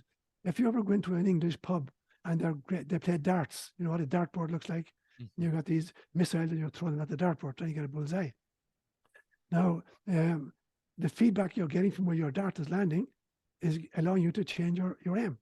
If I were to hang a curtain in the middle of the room so you can't see the dartboard, and I said to you, Mike, you got to throw the darts over the blanket, you know, at the dartboard that you can't see. There's no way you can improve your aim. You have no idea where the darts are landing. So you can, am I throwing it too high, too low, too left, or too right? So it's the feedback that allows you to kind of improve your aim. And that's the entire objective of sin. It's a feedback mechanism that gives us immediate kind of feedback on, you know, what the results are of my thoughts, my words, and my deeds. And then I'm going to clean up my thoughts or my words or my deeds if I'm missing the mark and hurting other people. But in the meantime, you know, the objective is the bullseye. The objective is to act with complete love and to be right on target. And to know that, I have to know what my purpose is. You know, so there has to be a teleological aspect to it. I have to be an acorn that's committed to becoming an oak tree. Yeah. Wow. Beautifully said. Yeah, that was awesome. That was so. Well, I do want to sneak this in before we wrap things up. Is I want to talk a little bit about your books. So number one, before we talk about God Free, one of the books that you've kind of, you know, mentioned things in this conversation, but one of your books is called Spirits in Spacesuits. Right. And it's what is it? Something for everyday mystics, a manual for everyday mystics, correct? Right. You wrote that in 2003. Right. So describe this spacesuit because you've referenced it two or three times on this episode with us. Okay. So I'm building on a famous statement of Teilhard de Chardin, which says, we are not human beings having occasional spiritual experiences. We are spirit beings having occasional human experiences. So I thought, okay, I want to just reframe that idea in a more kind of in a graphic or an eye-catching fashion. And so I believe that we're basically spirits. We're fractals of source, but we are in these bodies. And I call them space suits because this is the kind of body that's necessary in order to live a biological life on planet Earth. If I were living in a totally different dimension or a different planet, I'd have a different container for my soul. It wouldn't look like this. So basically, the spacesuit has to allow me to survive in an environment and allow me to kind of do the jobs I've come to do. So when Neil Armstrong stepped off Apollo 11 and landed on the moon, he had a spacesuit that allowed him to kind of survive in a place, you know, where gravity is only 1/6 of what it is on planet Earth, where, you know, there's no air, natural air there. So he had to be able to move around to do kind of some tasks. So it had to allow him to accomplish the tasks and survive the environment. And this is what this is. This is a particular container that allows a soul to kind of survive on planet Earth with the kind of the atmosphere we have and the densities and the gravity factors, and also to perform the functions that I've come to perform. So I said, here's an interesting little kind of a rephrasing of a Tylard's notion. Yeah, so that was the origin of the title. I love that. Yeah, and it's just, I do believe each one of us is a mystic. And so a manual for an everyday mystic, it stood out to me, and I thought that was great. And then, of course, your book here, Setting God Free, this is something we want to show to our audience. We want to let everybody kind of take a look and get a copy of that for their reading. Why don't we talk a little bit about this to wrap up the episode? Okay, brilliant. And so when you go to church on Sunday, both of you guys were raised Catholic, as was I, obviously. There are Sunday readings. Every Sunday they'll take a part of the Hebrew Scriptures and a part of the New Testament. So there'll be a reading from maybe Genesis and a reading from a letter from St. Paul. But they always leave out the really kind of difficult parts. The parts in which God is a total, raving, psychopathic, cosmic lunatic, absolute lunatic. That he's wiping out people left, right, and center, even his own people on a regular basis. And so they're called the difficult passages, euphemistically. But mostly you don't hear about them on a Sunday. But then when you actually go read through the material, this God is a total psychopath, if this is who he really is. And so I said, I'm going to put this guy on trial. So I created a court case, a prosecution, and a defense, where I put this God of the first 5 books of the Hebrew Scriptures, and I worked my way through it, story by story by story, quoting it and giving commentary on it. And for the prosecution and for the defense, I brought in a Bible scholar on each side of it, pro and con. I brought in an archaeologist, to talk about the evidence, for instance, for an Exodus, which never happened. I brought in a Jungian analyst. I brought in a psychotherapist. I brought in a mythologist. So I brought in all these people to examine this text and say, what did they make out of this? And then put God on trial. And then finally found out that this God that we allegedly worship is an image we've created, is a being we've created in our image and likeness. I believe that we are built in the image and likeness of Source, but this Bible that we're using is a God that we've fashioned in our image and our likeness. He's got all our faults, all our viciousness, all our wars. And so the title of the book was Setting God Free, Moving Beyond the Caricature We've Created in Our Own Image. And so I broke it into 4 sections. The first section is, in order to examine the evidence, you have to understand, philosophy, particularly epistemology how do we know what we know? And ontology is, how do we know that what we know is true? And then cosmology, how do we arrange the things we believe in into some kind of a meaningful model? So philosophy has these great 3 parts. Epistemology, how do I know what I know? Ontology, how do I know that what I know is true? And cosmology, how do I now organize my truths into a consistent kind of theory? So I had to set psychology free first before I could examine the evidence. And then I put God on trial. And then, having found that God is innocent and this is not God, the God we find in the Bible is not God, I now look at how do we then set spirituality free? If our spirituality has been tied to this ogre, this tyrannical ogre, and now we realize he doesn't exist, that God doesn't exist, how does that change our spirituality? And then the 4th part was, having understood that, now how do we set science free? How do we really understand science? Because science and mysticism are partners in this divine dance. So that's basically the kind of the trajectory of the book. Wow. Brilliant. Thank you for writing that, by the way. Yeah, I was going to say you're the first Catholic priest who ever put God on trial. Yeah. You have some balls, Father. I hope he's not going to get his own back in me.